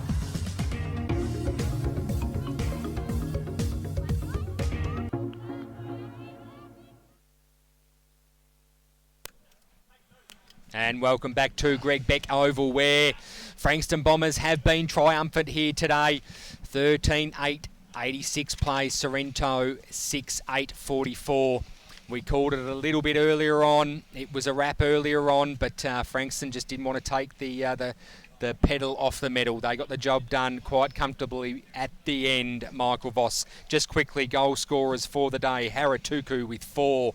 Great effort by him, and an honourable mention. Singles to Buchan, Sutton, Fox, Muston, Page, Greeley and Kingsbury. Fox kicked 2. Fox kicked 2. The last one. Thank you, he did 2. I forgot to mention that. Lee Polkey with 2. Gladman, Hallahan of the Mitch variety. Gardner kicking 2 in the end. Was essentially a pretty poor start. Not poor start, I shouldn't say that, but it was a contested football for most of the day. Of course, Frankston Bombers able to kick away in the end. Mitch Hallahan was really good for 3 quarters. Yeah, Mitch Hallahan was very, very good for 3 quarters. You're right. Just didn't have much help there in the last quarter or throughout the game to try and get his side over the line. They were good for 2.5 quarters, Sorrento, but Frankston just running all over the top of it in the end. So Frankston will be 3rd. So it'll be Bomb Beach, YCW, Frankston, and Mount Eliza. So 3rd's gone to 4th, 2nd's gone to 1st, 1st's gone to 2nd, and 3rd's gone to 4th. 4th's gone to 3rd. That makes sense. Best on ground today, boys. I'm going to give it to. Well, I think Sam Fox is a good player. Yeah, look, I tend to agree, Michael. I think, like I said, Crago and I were tossing up between Haratuku and Sam Fox. Special mention to Haratuku, major goal scorer for today, kicking 4 majors. Well done to him. Well done to the there's a milestone out there. There is a milestone out there. Well done to the Frankston Bombers taking home the chocolates. That is a wrap from us from Greg Beck Oval. We are going to take you out before we're taken out by this front that is coming. The final scoreboard reads 13-8-86. Dale Sutton defeated Sorrento 6-8-44. I'd like to thank Peter Nippel-Susevich, executive producer of our great coverage, and John, of course, he was everything for us down at Somerville, I think, weren't you, Bessie? And of course, Crago, always a pleasure, mate, having you on the cans and helping us out. Michael Voss, Mayor of Mornington, thanks for your day today, and of course the boss man on the cameras. Beautiful pictures that we've been receiving all day. And Argentina will be playing at 10:45 tomorrow night, and Augustine's definitely playing. Augustine, the loser family, are going to be directly behind. Pack of losers watching that game, yeah, I bet. there will be a pack of losers watching that, no question about it. That is a wrap from us. Something from nothing, that. Dramana were pressing. You're listening and watching the voice of Peninsula football. The 200 gamer has put through the first goal of the game. And welcome to the RWPFM footy coverage. This is where MPNFL happens. We're live on the radio on 98.7 or 98.5